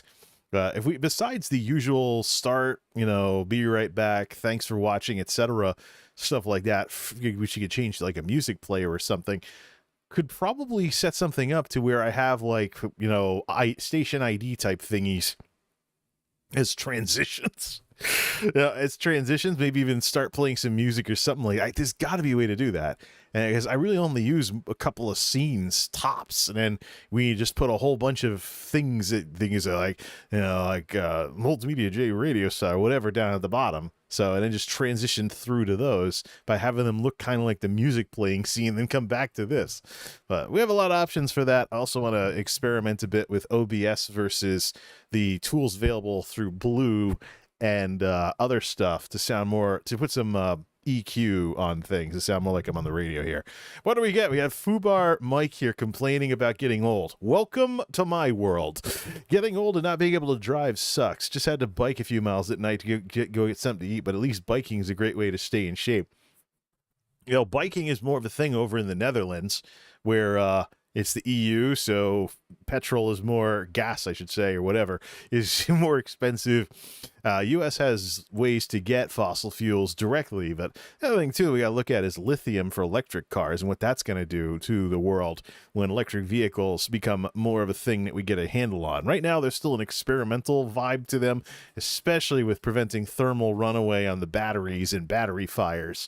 But either way, well, Elon Musk certainly seems to be a fan of that, but Mr. Tesla, I don't know.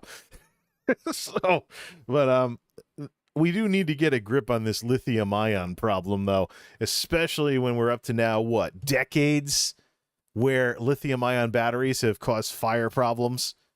What was it? But then again, laptop battery fires have been a thing I've seen all the way back to the 90s. It was nickel metal hydride in the 90s, then lithium ion came out, and there were battery fires in laptops in the 90s. There were battery fires in laptops in the 2000s. There were battery fires in hoverboard, those stupid self-correcting scooter things, in the 2010s. Now in the 2020s, we have EVs running off of lithiums. Mike. And then there's the people that think that self-driving means you can watch a movie and not the road. Oh yeah, it's just, this is all a new frontier and stuff. But if you know anything about certain people on the internet, they like to pretend that the world can never move forward. But somebody has to be the one that blazes the trail. Whatever happened to the view of somebody trying something new as being like a rugged frontier person? Dan says, I've seen batteries that's supposed to last hundreds of years, but I don't know much about it. Well, the thing is, the longest time we were limited by alkaline, but lithium ion, this stupid, I got a replacement for this. It's got like bits and pieces that have fallen off over the years. It's not even the right size. I just stretched it out so it would fit over a Yeti. It's not even an official Yeti thing.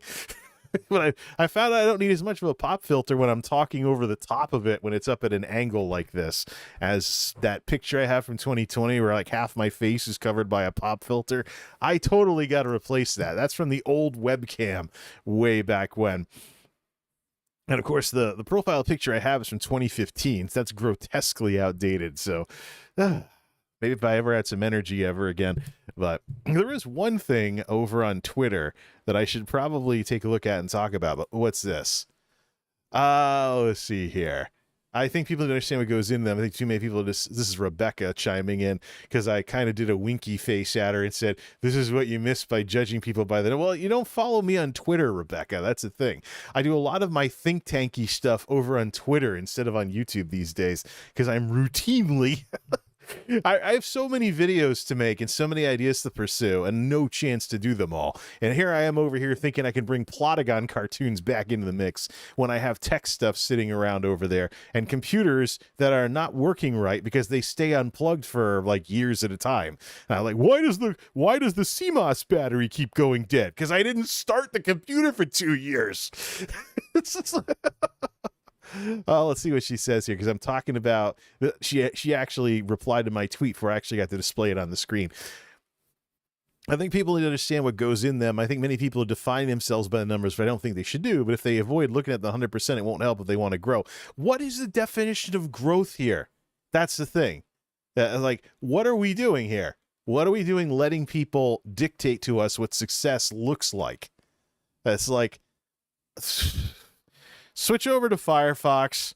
Switch off to Firefox, even though I'm looking at, you didn't gain a lot. You lost a bunch of subscribers when YouTube's been doing purges of inactive accounts. Switch off to Firefox. Get out of Creator Studio. Go to the Brownville Food Pantry for deer. Hyundai Sonata versus Toyota Camry. Give them some ad revenue through a car ad, and then get to the stream. Looks like there's still... Oh, whoa. That's some hungry deer. Switch over to reaction mode. Is it still hooked up to Firefox? And we can turn the sound back on. Web browser. There we go. Battery thing, a DS Lite and a lithium battery pack was still good. Was very surprised. I've been having problems with battery swelling though. That's the issue. And they get a little unsafe when you do that. Brownville's Food Pantry for deer. But it's just one deer left. Holy crap, they almost completely emptied out the bottom of the feature. You see some oats in the bottom. You see a couple of oats still left in the bottom. This is a retired guy up in Maine. Him and his son, they run a nonprofit that feeds the deer in these cold Maine winters. It's 5 below zero there. Let me put OBS over on screen too. I do have my pointer when I do this, right? Woo, woo, woo, woo, woo. Yes, it is. Nerd up, nerd up, nerd up. Woo, woo, woo, woo, woo. It's World of the Nerd Couple reference. Look at this hungry leftover deer. There's so many of them there earlier. They ate to the bottom of the food trays there. You see some oats down in the bottom, so there's still something for the deer to eat if it's not too cold for them to mosey on over and chow down. But he does everything he loads everything up every morning. There's 300 concurrents right now on YouTube watching this one deer, watching this deer eat out of this trough view. And then there's also close view, which is the view from the road. 258 concurrents. These streams all have separate concurrent things because it's separate streams from the same channel. Richard's point of view, the guy that runs it, I think this is the view from his porch or something. 100 concurrents. Road view, don't go to this one very often. Not much going on. Still 71 concurrents. Could just be, people putting it on their smart TVs or something. And the bird feeder on the property has 6 people watching it because there's no birds and it's after dark. But by and large, though, the deer get a lot of views. Did I like this already? Yes, I did. Let's re-like it. This stream's been going consistently since December 13th. So that means that the replay is not being saved. You do clips. You can do clips and stuff over on YouTube. But 300 concurrents, and the only thing that's going on is this one deer is still over here eating some leftovers in the oat troughs. But what is success?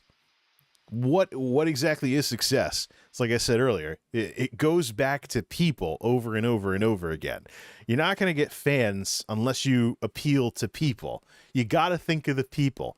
You got to think of the viewers. You got to think of everything. And you have to acknowledge the risks if you want to break the meta, so to speak. So like what I did with World of the Nerd Couple.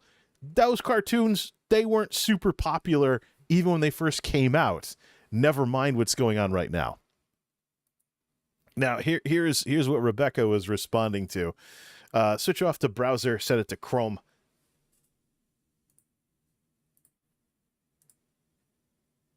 There. Browser mode. Attention YouTubers. Stop getting suckered by talking head commentators into using comparative numbers like from 6 to 10 to 1 to 10 to talk about your videos. Numbers are useless unless you know what goes into them. That's an analytics thing, by the way. Class is in session, and I made a whole thread about it. So this was a screenshot of The Nerd's Return, World of the Nerd Couple, Season 3 Intermission. 14 views. It was my 1 of 10 video. You know why? Because I rigged the freaking numbers. I uploaded an entire series that has been off this channel for 5 years. I re-uploaded a whole bunch of Plotagon cartoons. So I gimped them in the algorithm. We could probably get some music going for this too, by the way, in the background. Fire up Winamp again. So look, I gimped these things in the algorithm because you only get 3 notifications in a 24-hour period. So most of what I uploaded, nobody got notifications about. I did make a binge-watchable playlist for World of the Nerd Couple, as we saw earlier, if you want to see what the whole series was about. It was like a soap opera-y ongoing story. There's also a playlist called Moo Cow Cartoons, which was my more one-off skits with this software. But this told the coherent story. Now, because there were more than 10 cartoons in the original, in that old series, because there were more than 10 cartoons, as you can guess, you have a bunch of videos getting crap views because the algorithm's going to do nothing with them. And the subscribers won't know about them because only 3 notifications in a 24-hour period. Of course, this is going to be 1 of 10 with only 14 views. And the thing is, Plotagon has actually gotten a little worse since the last time I used it. I can't get a good 60 FPS capture out of it anymore because of some UI changes. The export feature was always terrible on Plotagon. Horrible. The export features have traditionally been terrible on Plotagon, so I basically screen capped Plotagon, but now there's going to be like a play button over the upper right of the screen, so I have to use the export feature. It supports 1080p, but only 1080p 30 at about 6,000 for a bit rate. So it looks a little sharper, but a little goofier.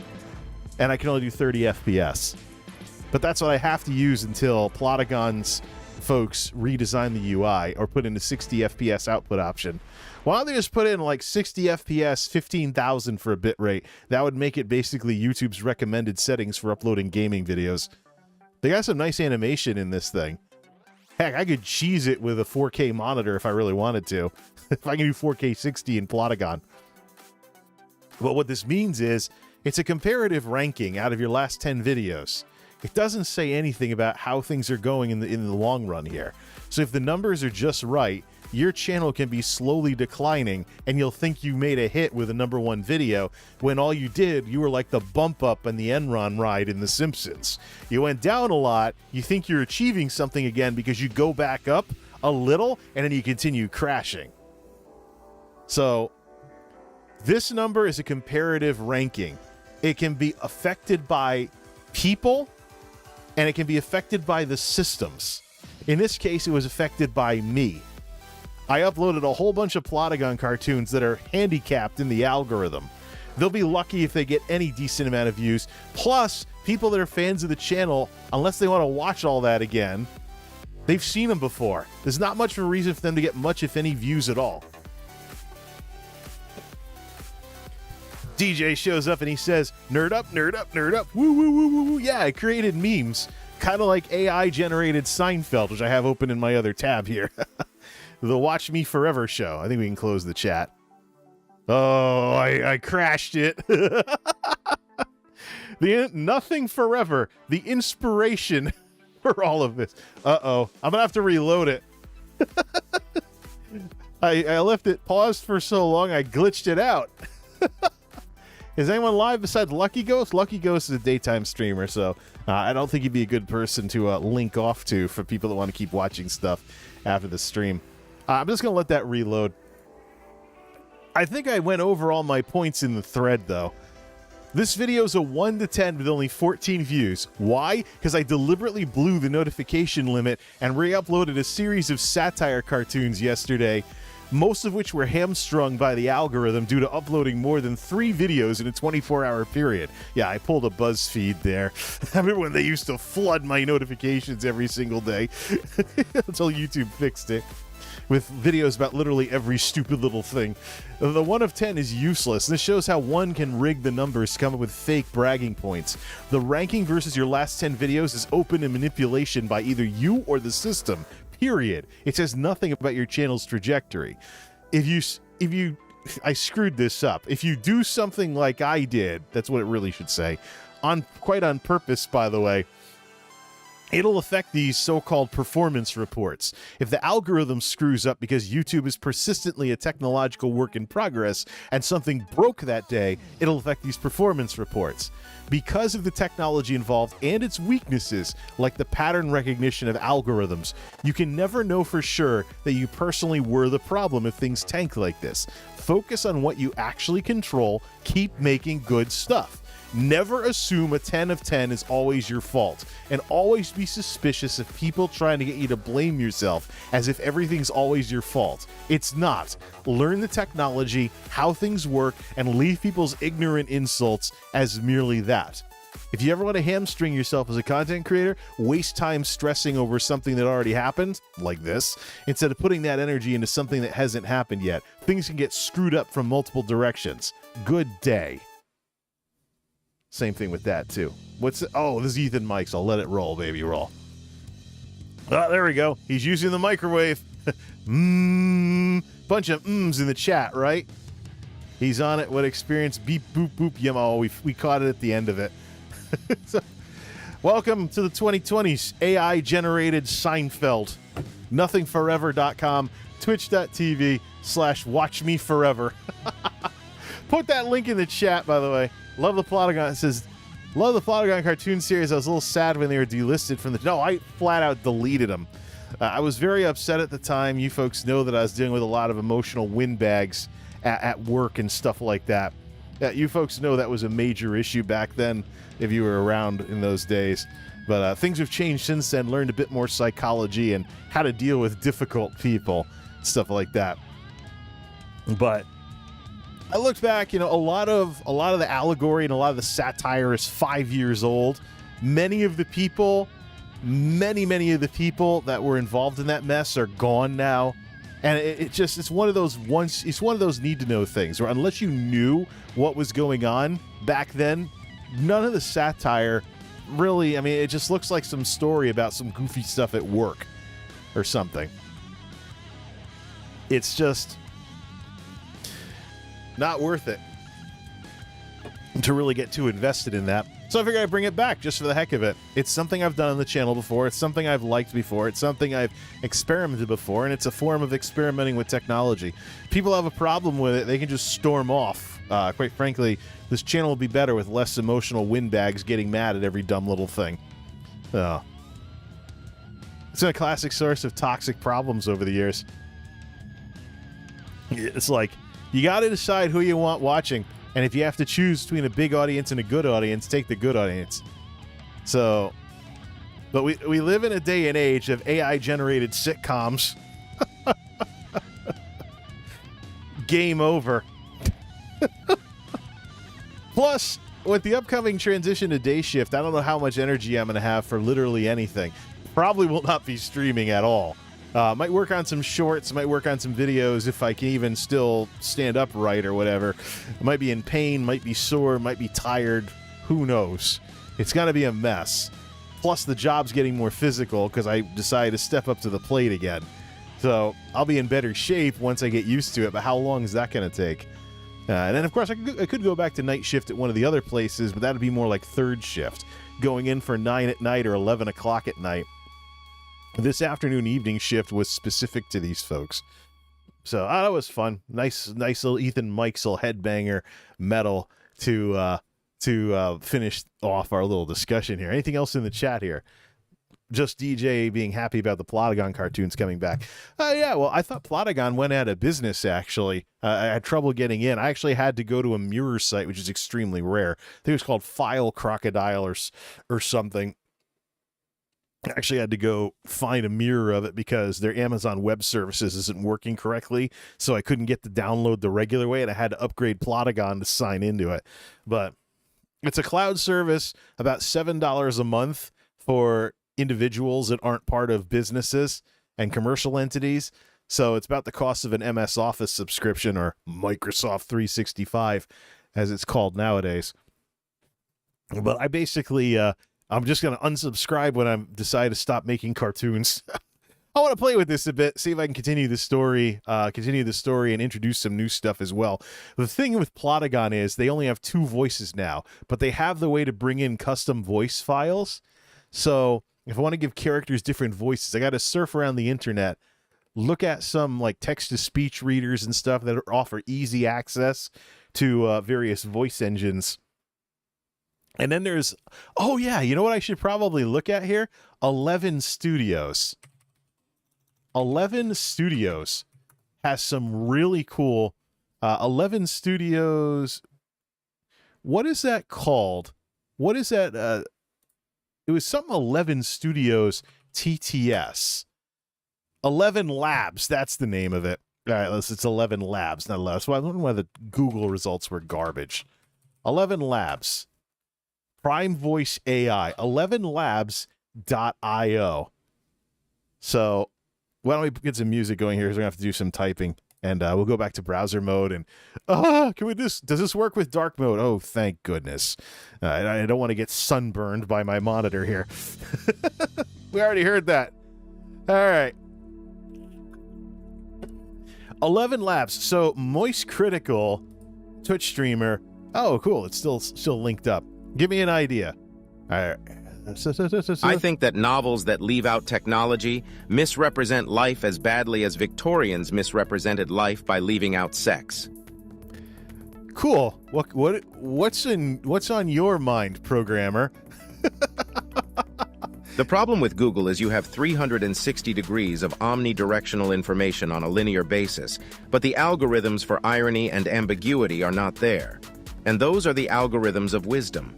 Now, you can download. I gotta check the licensing for this service, though.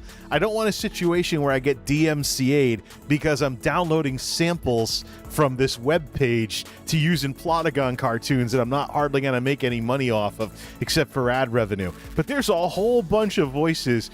11 Labs will also take voice samples and then make you say something. This is one of the AI-generated things that people are worried about with deepfakes and stuff. Like making someone say stuff they never said and have it sound convincing. Like, what's the world going to? Like, the problem with Google is you have 360 degrees of omnidirectional information on a linear basis. But the algorithms for irony and ambiguity are not there. And those are the algorithms of wisdom. Check some of the other... So, Ellie American Clear. Here's a female voice. Check out how these sound, though. The problem with Google is you have 360 degrees of omnidirectional information on a linear basis. But the algorithms for irony and ambiguity are not there. And those are the algorithms of wisdom. Like, I think there's a streamer that kind of sounds like that. What's this Rachel?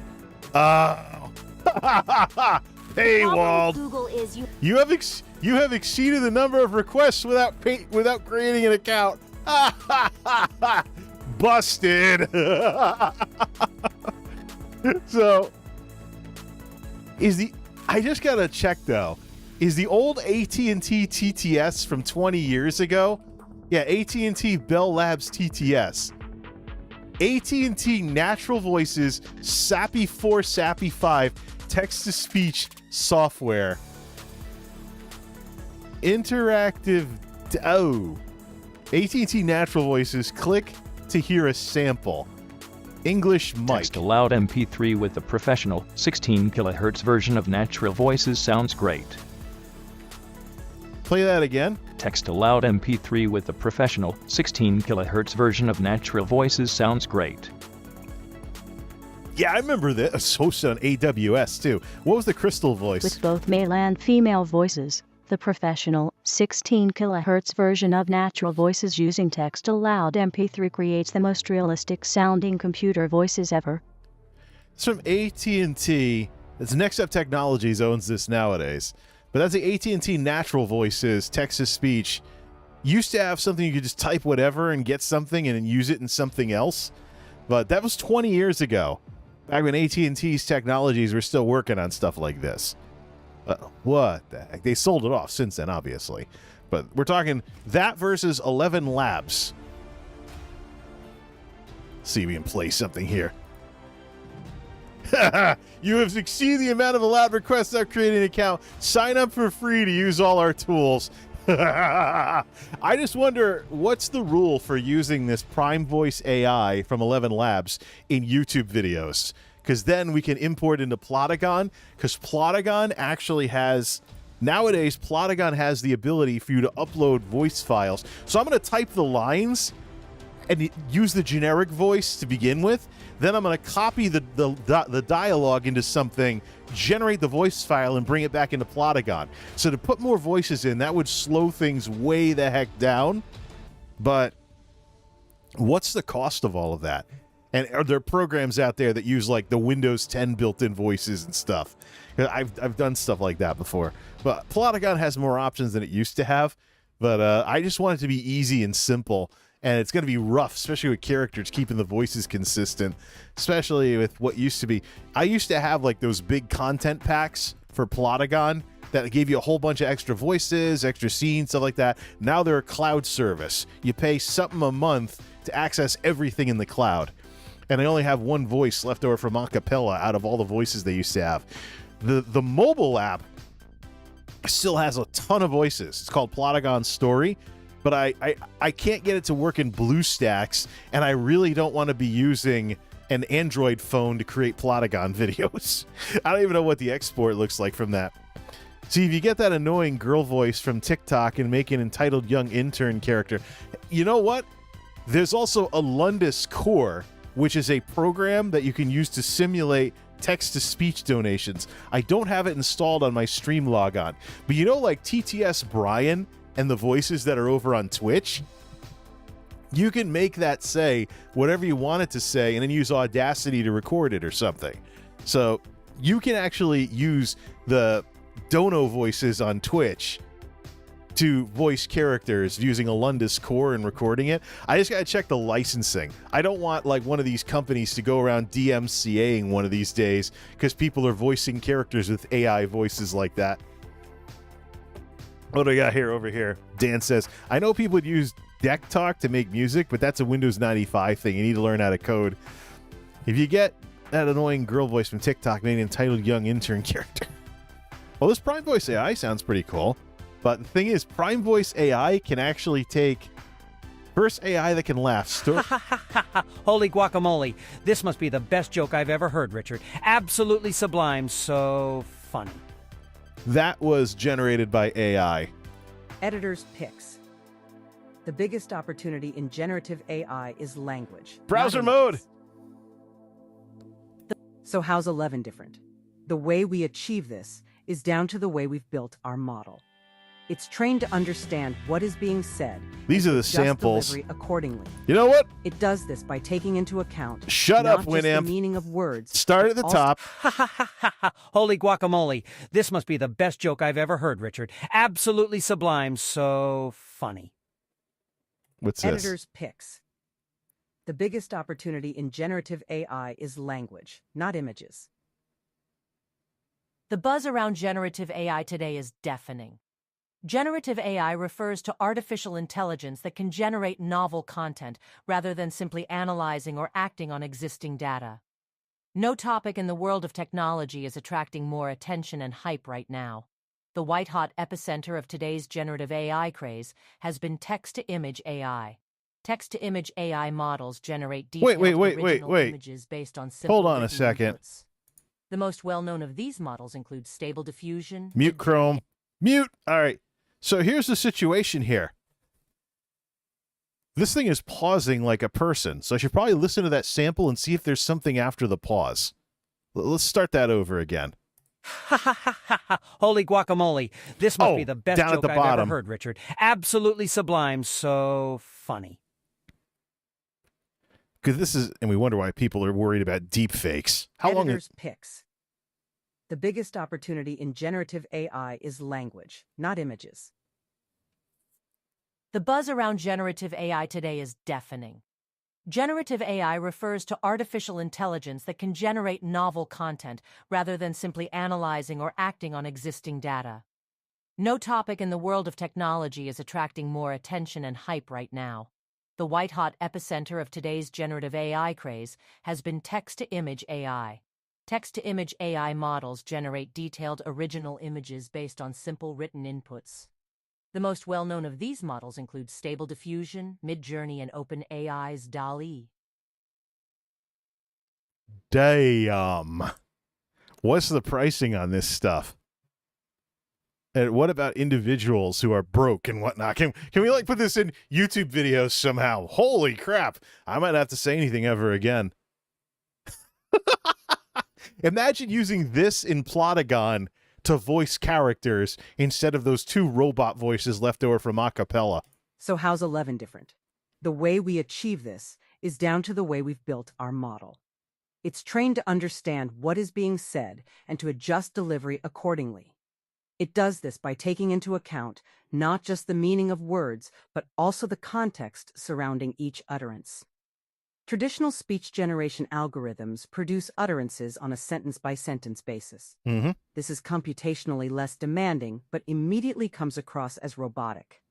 Emotions and intonation often need to stretch and resonate across a number of sentences to tie a particular train of thought together. Tone and pacing convey intent, which is really what makes speech sound human in the first place. So rather than generate each utterance separately, our model takes the surrounding context into account, maintaining appropriate flow and prosody across the entire generated material. Well, nuts. Someone please introduce these folks to the Plotagon folks and make some kind of plugin. I gotta find out what their pricing is on this. But you wonder why people are so worried about deepfakes. They'll actually take a sample of your voice and make it say stuff. That's the kind of technology we're playing with here. Long, long way from that AT&T thing we were just doing from 20 years ago. Or how about Microsoft's SAPI 4, which powered Bonzi Buddy? Windows 2000 era, baby. What's this last one narrating The Great Gatsby? The Great Gatsby by F. Scott Fitzgerald. Chapter 1. In my younger and more vulnerable years, my father gave me some advice that I've been turning over in my mind ever since. Whenever you feel like criticizing anyone, he told me, just remember that all the people in this world haven't had the advantages that you've had. He didn't say any more, but we've always been unusually communicative in a reserved way, and I understood that he meant a great deal more than that. I could already see a problem with this. In consequence, I'm inclined to reserve all judgments, a habit that has opened up many curious natures to me and also made me the victim of not a few veteran bores. The abnormal mind is quick to detect and attach itself to this quality when it appears in a normal person. And so it came about that in college I was unjustly accused of being a politician because I was privy to the secret griefs of wild, unknown men. You know what the problem is with this, right? These generic voices are all going to sound the same. So you're going to be able to tell, oh, yeah, it's like when I was able to, recognize SAPI 4 or AT&T speech synth back in the Windows XP days. So, but there's a voice lab thing too, where you can take samples of you saying stuff and then they create a whole new synthetic voice from scratch. Imagine, this is what people are worried about with like the deepfake stuff. It'll make like a celebrity say something that they wouldn't normally say. Of course, you can be talking legal issues like defamation or DMCA, depending on where you get your stuff from. But we got to figure this crap out. We are fully committed to protecting intellectual property rights and actioning misuse. So there's a way, apparently, to get people shut down if they're using this to, like, make celebrities into perverts or something. But, actually, there was a video by Moist Critical, who goes by Penguin Zero for whatever reason, over on YouTube, scared of this technology and its use with deepfakes and stuff. Yeah, 11 Labs. One heck of a voice engine because it uses AI to try and introduce human emotion to this. The other thing, too, though, is, one of the ways people will be able to spot an AI, a lack of disturbing mannerisms like duh, and Human beings will be like, yeah, and how are they going to program it? Will they actually program in disturbing mannerisms to these kinds of things? I got to figure out what the licensing is. Can you use any of these? What does it take to use these in YouTube videos? And see what's available for you for linking this up into Plotagon. It's like this is huge for this kind of technology, but this is the kind of stuff that I get into. I know what's the difference, Jay, between you as a multimedia nerd and computer nerds that you went to school with? I would look into stuff like this. When I was doing the news project and whatnot, my broadcast media class, my last year in college, I had deep fakes also don't breathe. Not really. Says Mike. There's actually breath sounds in a AI-generated song of the Jolene country song that's over on YouTube. Look up, I forgot what the program was called, but there's actually AI-generated Jolene out there where the singer actually breathes, and the breaths are generated by AI. So never discount the technology. When people see a deficiency, I assure you they will chase after trying to fix it. That's the world we live in. That's what things have become like in our world, and you really have to wonder what is next with this kind of stuff. But I mean, we're already looking at AI generated Seinfeld here. Give you that link again, by the way. It's a DMCA thing for me to play the Jolene song, even though it's an AI that was singing it once before.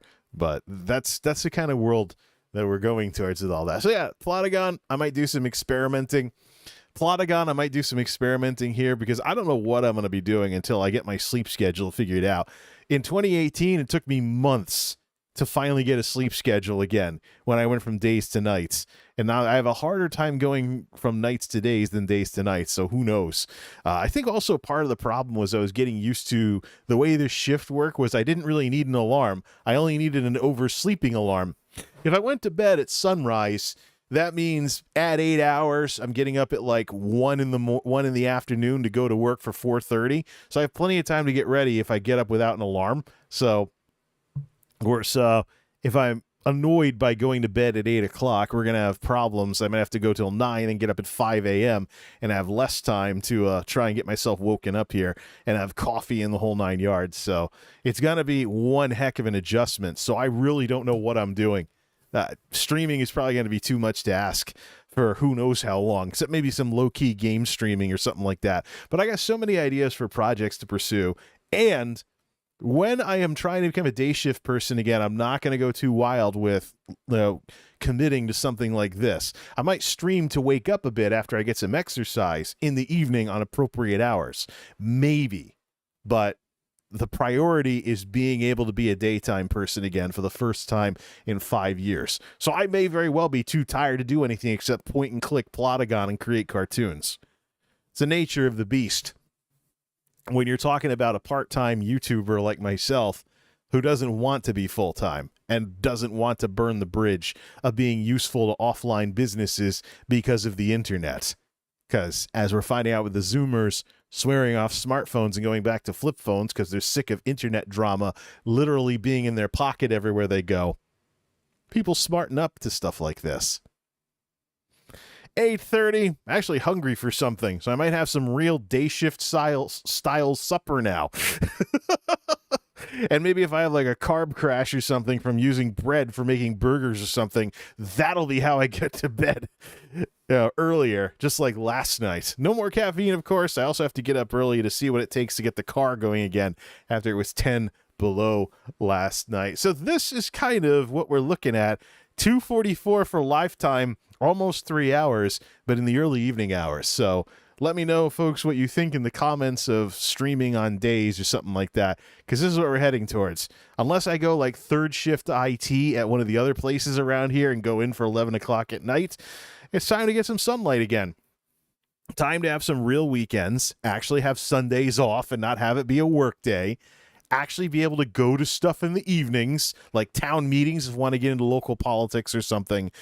And most importantly, with the demise of 24-hour shopping because of the pandemic, time to be able to pick a grocery store that I want to go to same day on the way home from work for the first time in years.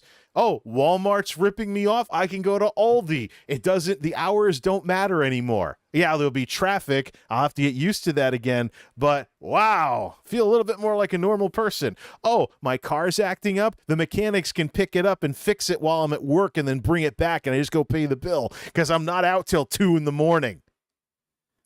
I don't know. Maybe that lost differential will make up for itself in other ways. Till next time, this is Multimedia Jay signing off. Thanks for stopping by. You want to go see some AI-generated Seinfeld, twitch.tv/watchmeforever. And since we mentioned World of the Nerd Couple, day shift, here I come.